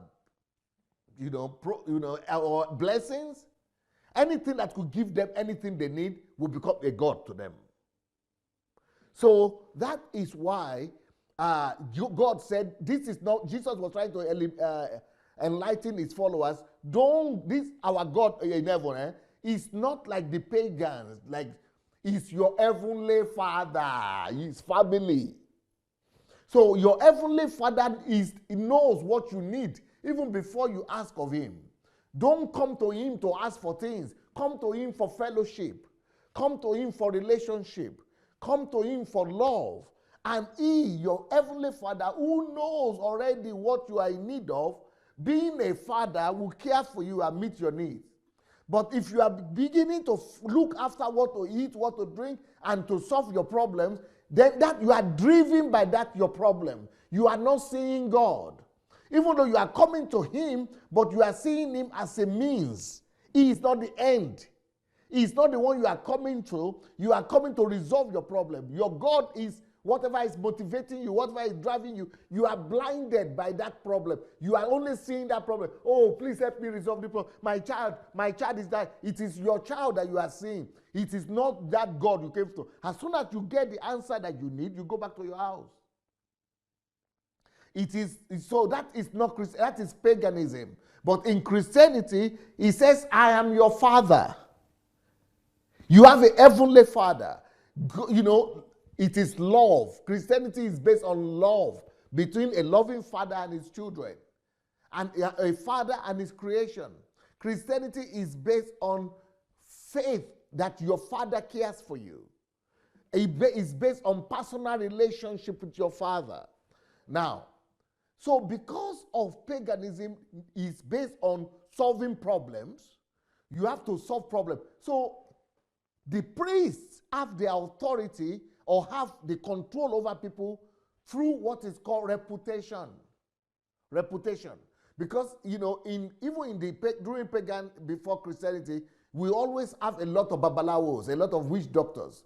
But the witch doctor that will be that is rich, the witch doctor that is well-to-do is the one that has a lot of patronage, membership, people coming to him, clients. And how does he get that client and patronage? Through reputation.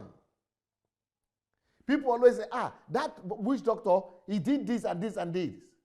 That witch doctor, he healed my daughter. That witch doctor, gave me the sacrifice to do, and I did it, and my crops are flourishing. Reputation. So that witch doctor must have all positive comments and remarks about him. That is exactly what our pastors are doing today. So what they do is that you are talking about rich, that the only people who are respected is how many members you have. The same thing like with the witch doctors. The patronage is what determines your power. And the same thing today, he said the people who have money, definitely the same thing there. Because when you go to the witch doctor, you must leave something. And also, because during those days, the witch doctor that has all the reputation and all the people is the one that is the most powerful. And people are always running away from problems. Because they are running away from problems, today our pastors are doing the same thing. They want to have good reputation. So to have good reputation, they will say, see, they dress very well. And say, see, I don't have any problem. I don't have any problem. See the building we have. God is the proof that God is with us. See how many rich people, how many cars are outside. They are building reputation, status.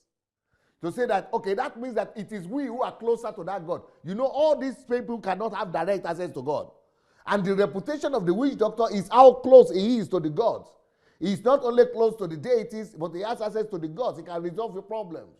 So by saying that, they are becoming more powerful. And the more people come to worship them, that's exactly what we are practicing today. That's why they are saying, see how many cars are outside, are parked outside. See how many people are bowing to us. See how many people are worshiping us. So it is the same paganism that we have. So what is the solution? The solution is exactly what I and you are doing right now. Why is it that solution is based on three things? The solution is based on information.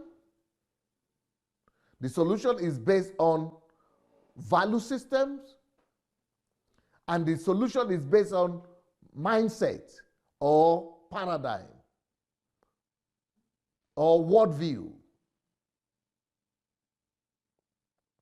So why is it the solution? These things are the solution because every human being, we act the way we act because of the information that we once embraced. We are a product of the information that we hear, that we have accepted, that came into our ears. We behave the way we behave. Why do I behave differently from an American? Because we are exposed to different information. You know, why? It is the information that comes to you that determines the kind of human being you become. Why is it that a Nigerian is different from a Japanese? Because of the information they are exposed to. But if a Nigerian is born in Japan, raised up by Japanese, it will be like a Japanese also.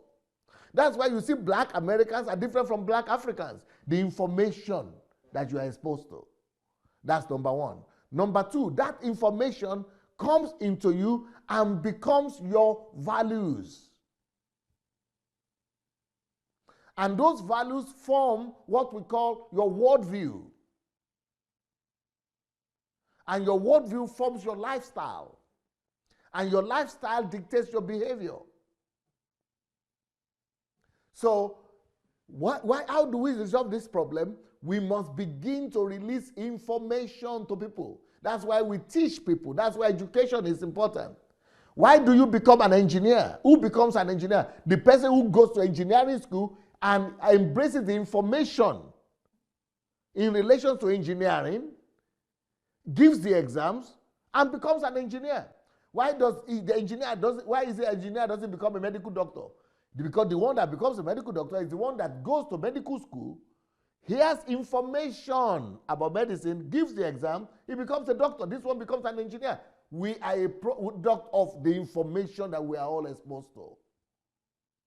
So when for example, today I read some comments from some of my videos on YouTube. Somebody is saying, they talk. It's time for you to go and do something in Nigeria. Why are you just talking like that? You not talk, we go shop. He doesn't understand what I'm doing. He doesn't understand that even if I go to Nigeria right now and begin to build hospitals and begin to build roads, it's counterproductive if I don't change the worldview, the mindset of the people in Nigeria. He doesn't know that the changing of the mindset and the value system that I'm engaging with right now is more important than for me to come and give them money.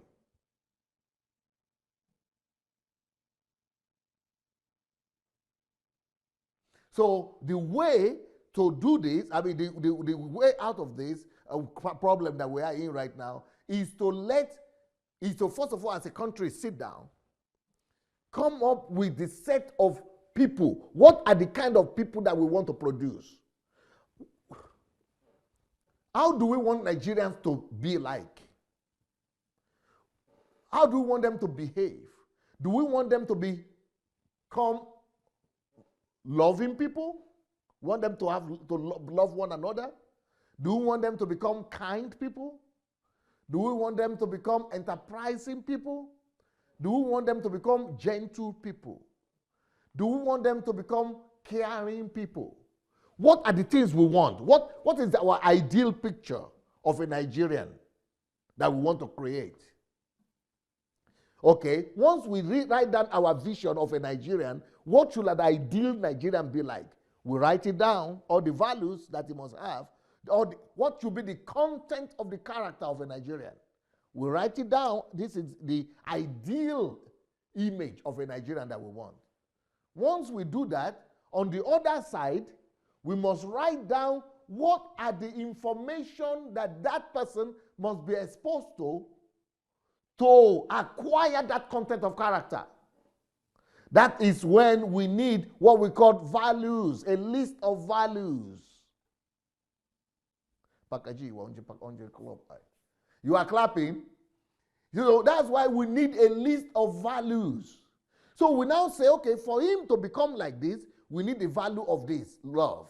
For him to become like this, we need this value like this, kindness. For him to become like this, we need to become empathic, to become caring, we need this value of empathy. For him to become like this, we need this something like. So I have come up with 20 values like these. And I didn't come up with them from the air. I came up with it from the history of Nigeria, from the foundation upon which Nigeria was built. I didn't come up with it myself. I researched it. There are 20 values that should define Nigeria. The founding fathers had these values. They mentioned them. They had them on their minds. I discovered them. There are 20 of them, of what a Nigerian person should be like, who a Nigerian must look like.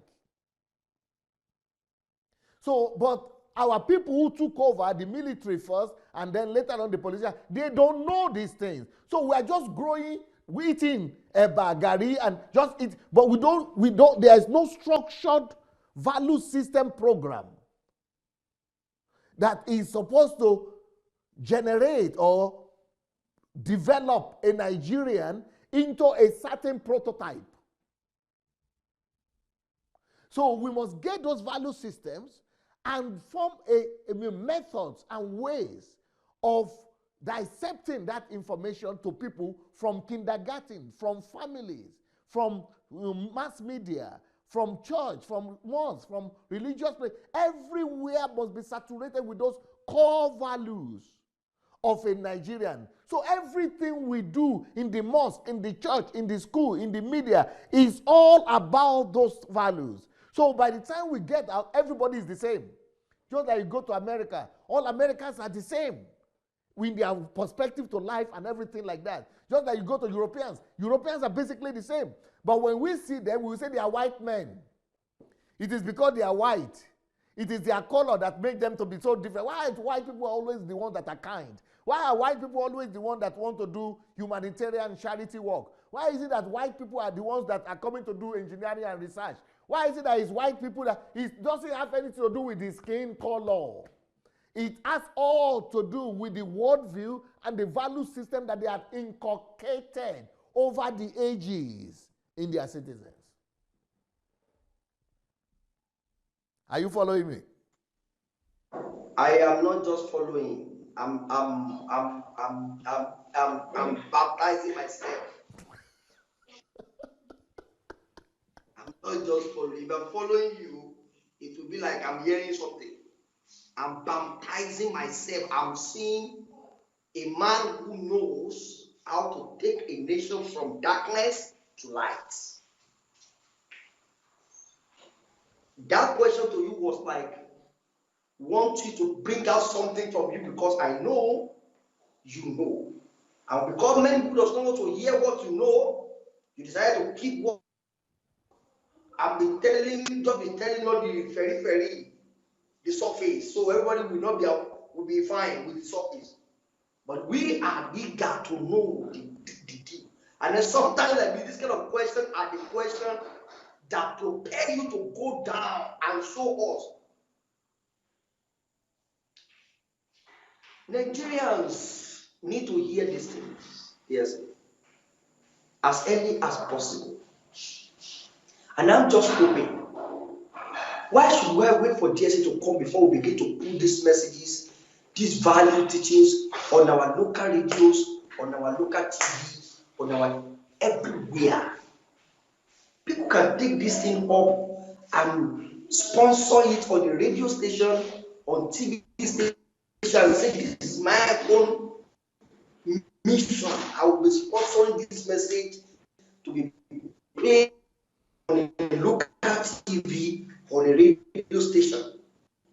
Because you have said it far. Millions of Nigerians come on internet. Many of them, if you see where they are talking about Ashale, the night of Change My Glory, you will see them watch such a program in thousands. But where they hear things like this is boring to them. But we need to take this message, and people, anyone can take up this thing. Anyone can take up these things. Anyone can take up these things. Yes, please. I want you to land before I continue. You want me to land? I see you still have something else to say. No, well, that's the answer to your question. Where do we start? That's it. Because with what you have said so far, you have made it so clear that to take this nation is not a science, it's not a rocket science. Well, you know, I used to always say that I know that I know I don't just know how to change Nigeria, but I know I can do it because of what I know. Everything depends on what you know.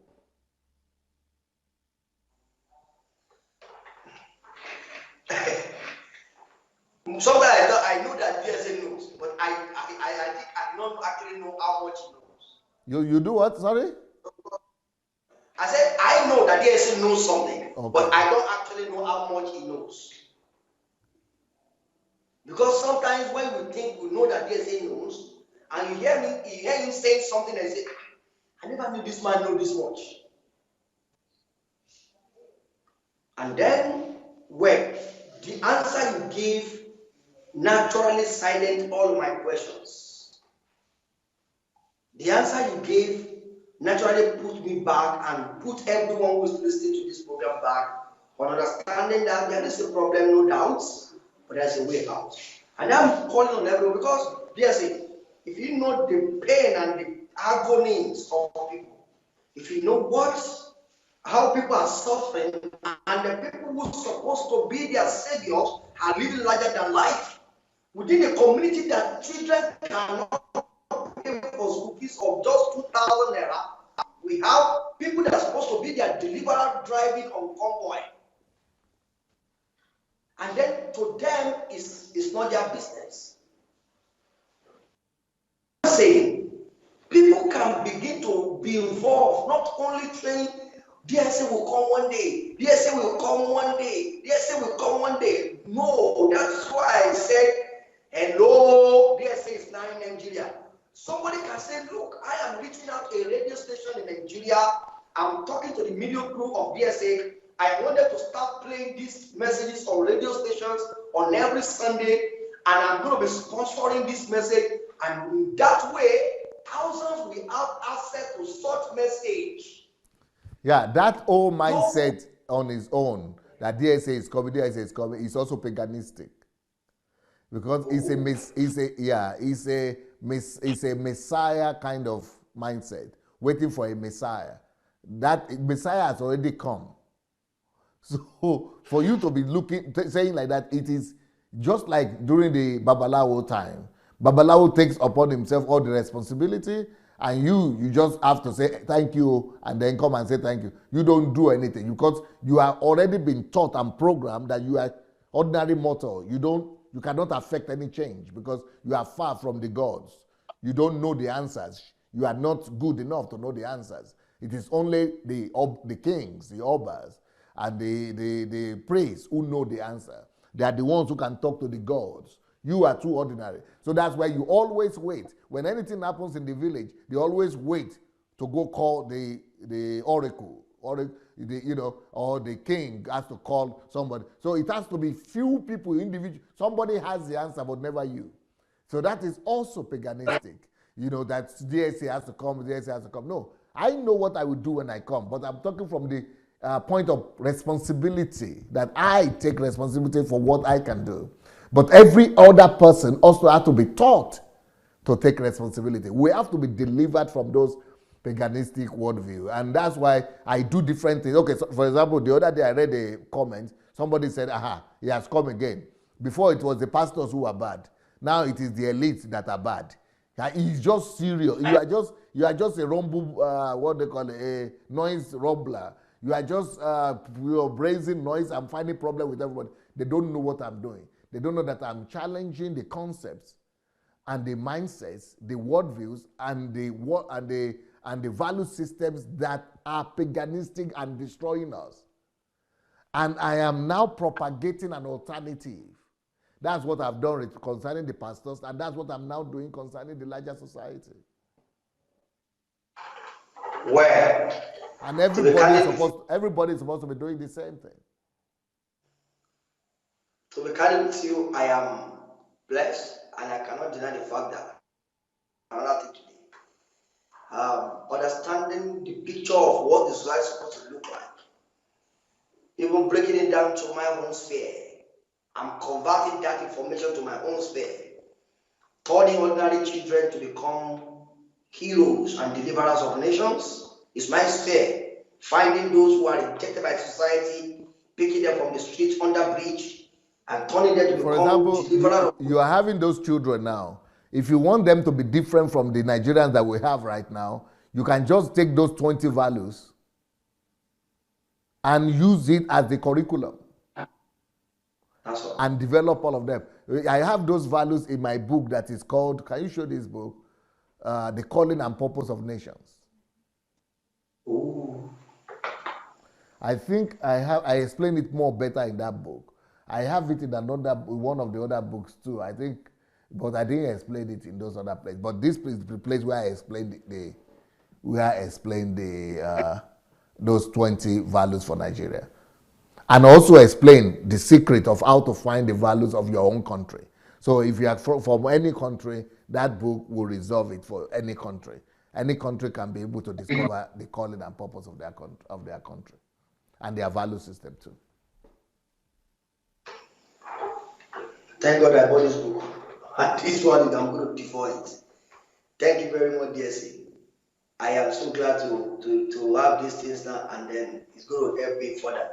Well, I want to give opportunity to those who want to call in and then also contribute their own to this program. I have up to 11 questions and 1 answer, nullified all the other questions. So there will be a repetition for me to bring them back at you.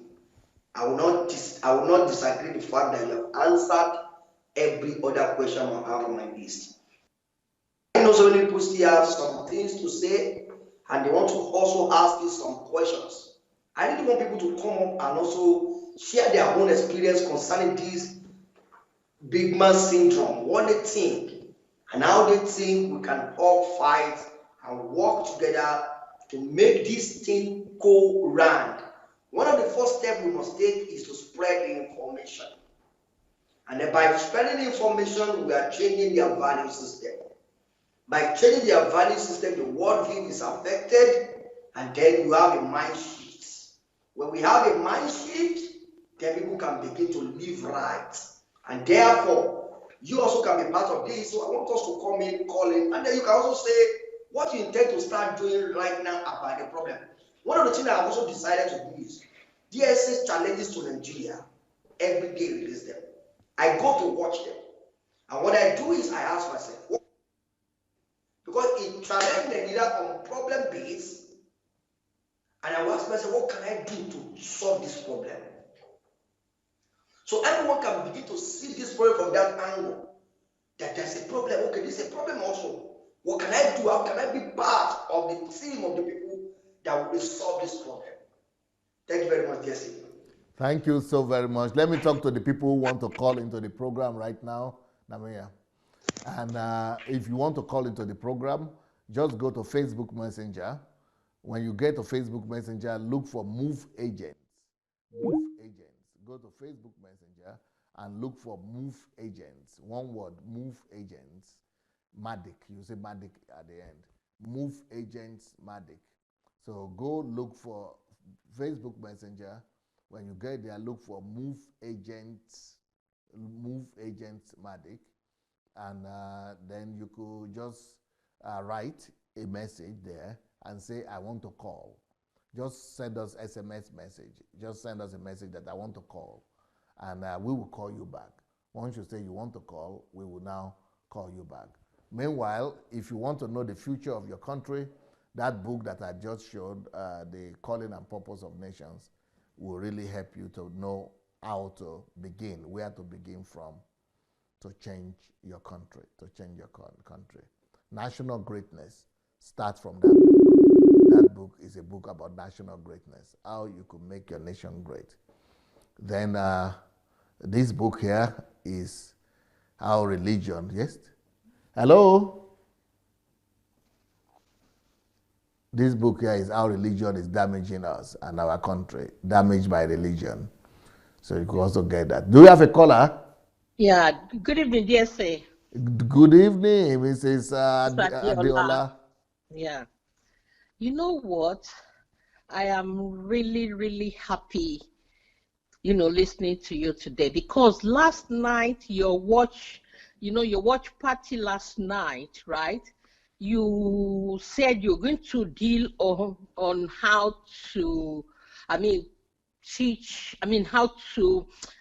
evaluate values for a nation and all that. And I said, I am honestly waiting to learn, but you just answered gave the answer today in this your 20 values.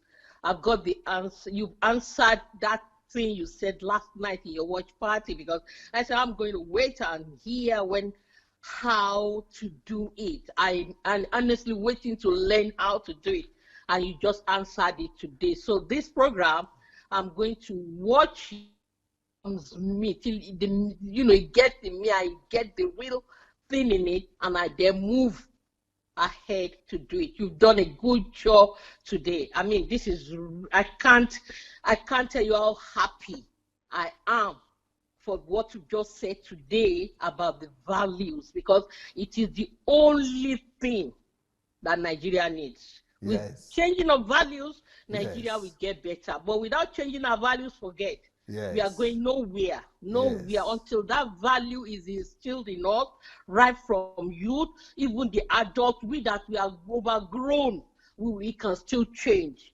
That is what Nigeria needs. That is what nothing else. Thank you so much. Thank you so much. God bless you. Thank you so much. Blessings. Yes, that is it. Yeah, well, I want to also give opportunity to people who are watching us right now who are still thinking of coming to HMT. You know what? HMT is coming up in January. We are going to hold an HMT in January, but this HMT, you have to thank the Koreans for it. I didn't know that I have disciples in Korea, but they are there studying my books and listening to me, even though they don't speak English in that country.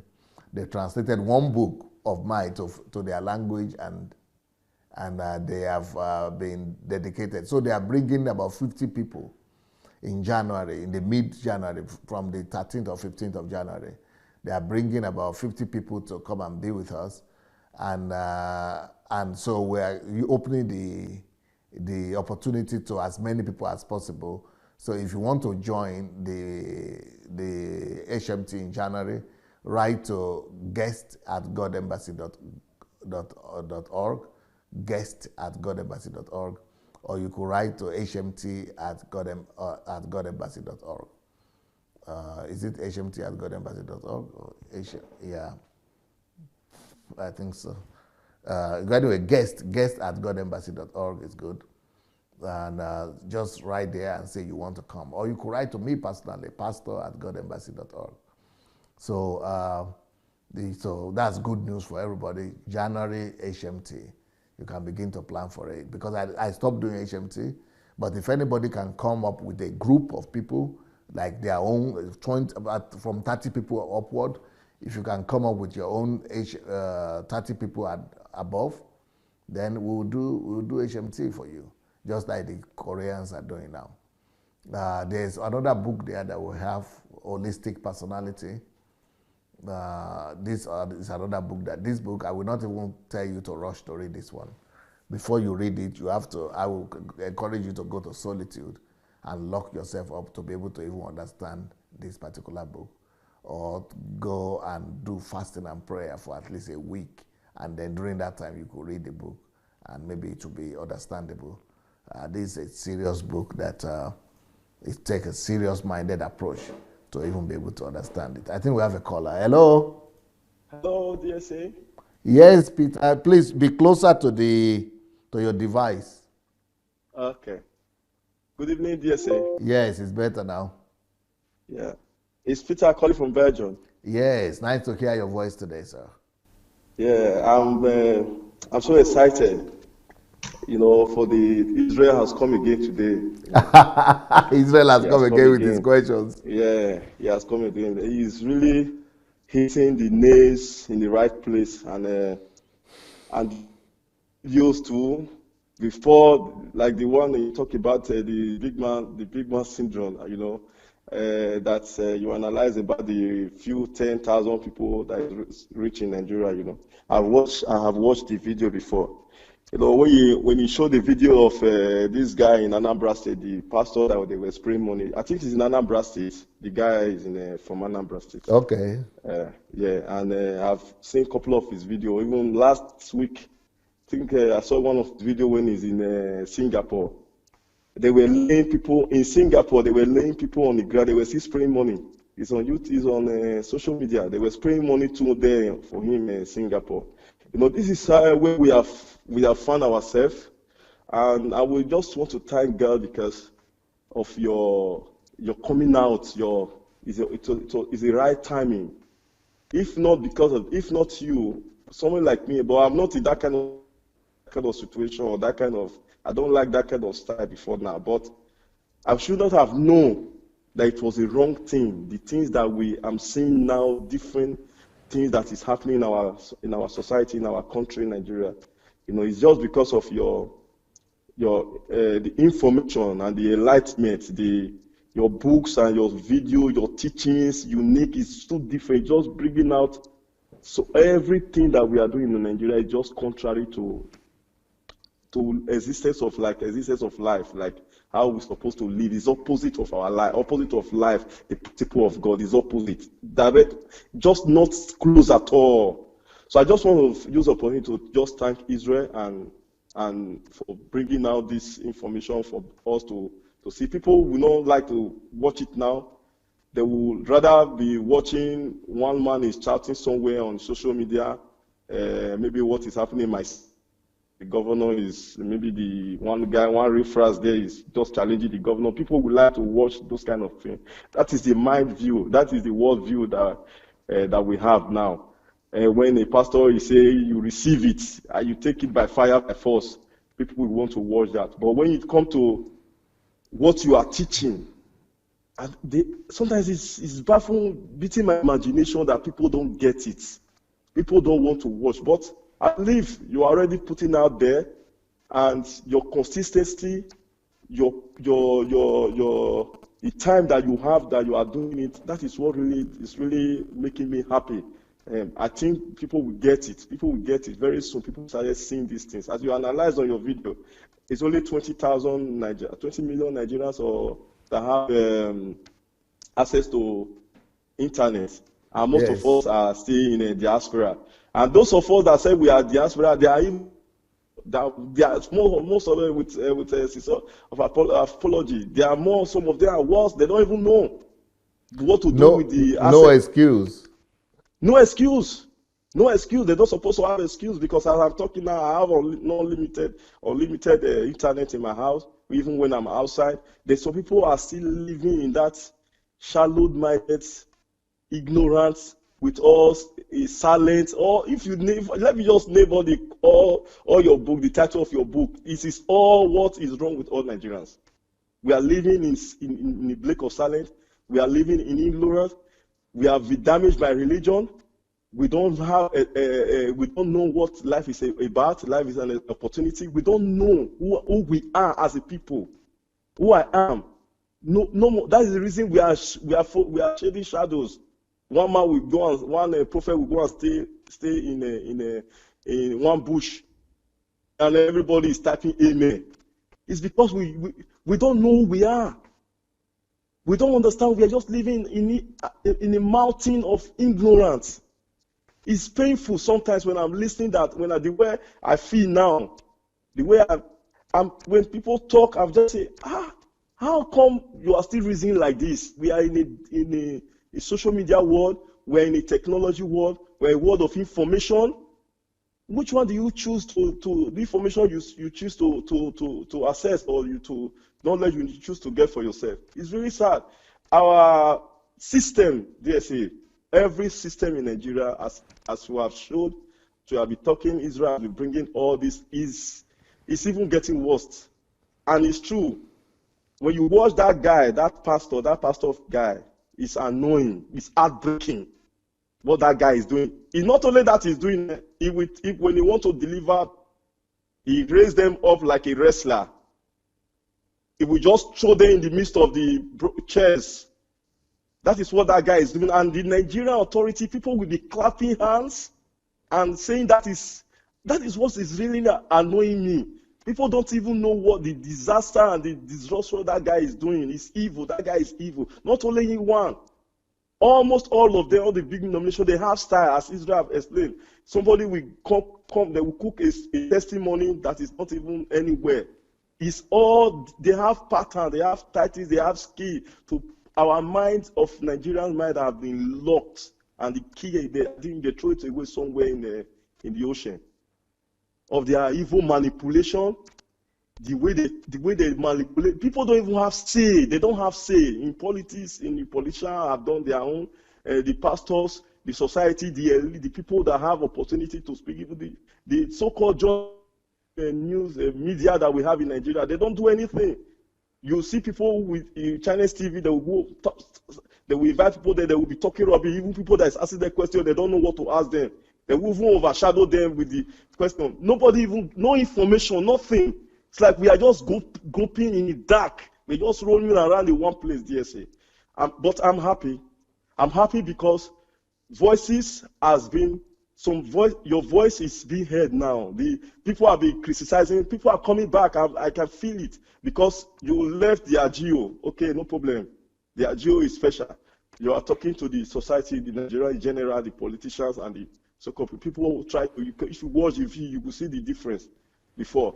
But it's one thing I really admire in your skill, your tactics, your system. You know what to do. You have said it times and times over, but people have not believed you that things can change in Nigeria. We can. DSA, thank you very much for you hearing the call of God, and for you being Nigerian, for you taking your time to come to educate us. Someone like me, I'm proud. I'm so happy. DSA, you are one in a million. God bless you, sir. Thank you so very much, sir. Thank you so very much, Peter. God bless you, sir. Yeah. Okay, that will be it for today. Get the books. You can get them on Amazon, or if you are in Nigeria, you could get the books on dsabooksplanet.com. dsabooksplanet.com. Okay? Just go to that website, dsabooksplanet.com. Or you could get the electronic one on okadabooks.com as well. And then both the electronic and the physical one on Amazon. But in Nigeria, you can get the physical ones on DSA Books Planet. So thank you so much, everybody. And maybe some of you have heard about the mentorship that I'm starting as well for millionaires. If you didn't get the information, check it on my page or in any of the groups. We are starting a program for millionaires, but that's going to be exclusive program, not for millionaires, but to raise up millionaires, for future millionaires. It's going to be selected. It's going to be for selected people. But if you want, maybe you could be one of the lucky ones. So you can go and apply. Meanwhile, if you want to join my mentorship, because people have been asking for financial mentorship, so that's for the financial mentorship. But if you just want to join the mentorship in general, go to sundayadelajablog.com/mentorship. sundayadelajablog.com/mentorship. That's general mentorship. But for the financial mentorship, millionaire mentorship, is going to be another ball game. It's going to be exclusive and closed group, and you have to be qualified for that one. But you could go and look for the advert. It's all over the internet, I guess. You'll see it there. Thank you so much, everyone. Peace.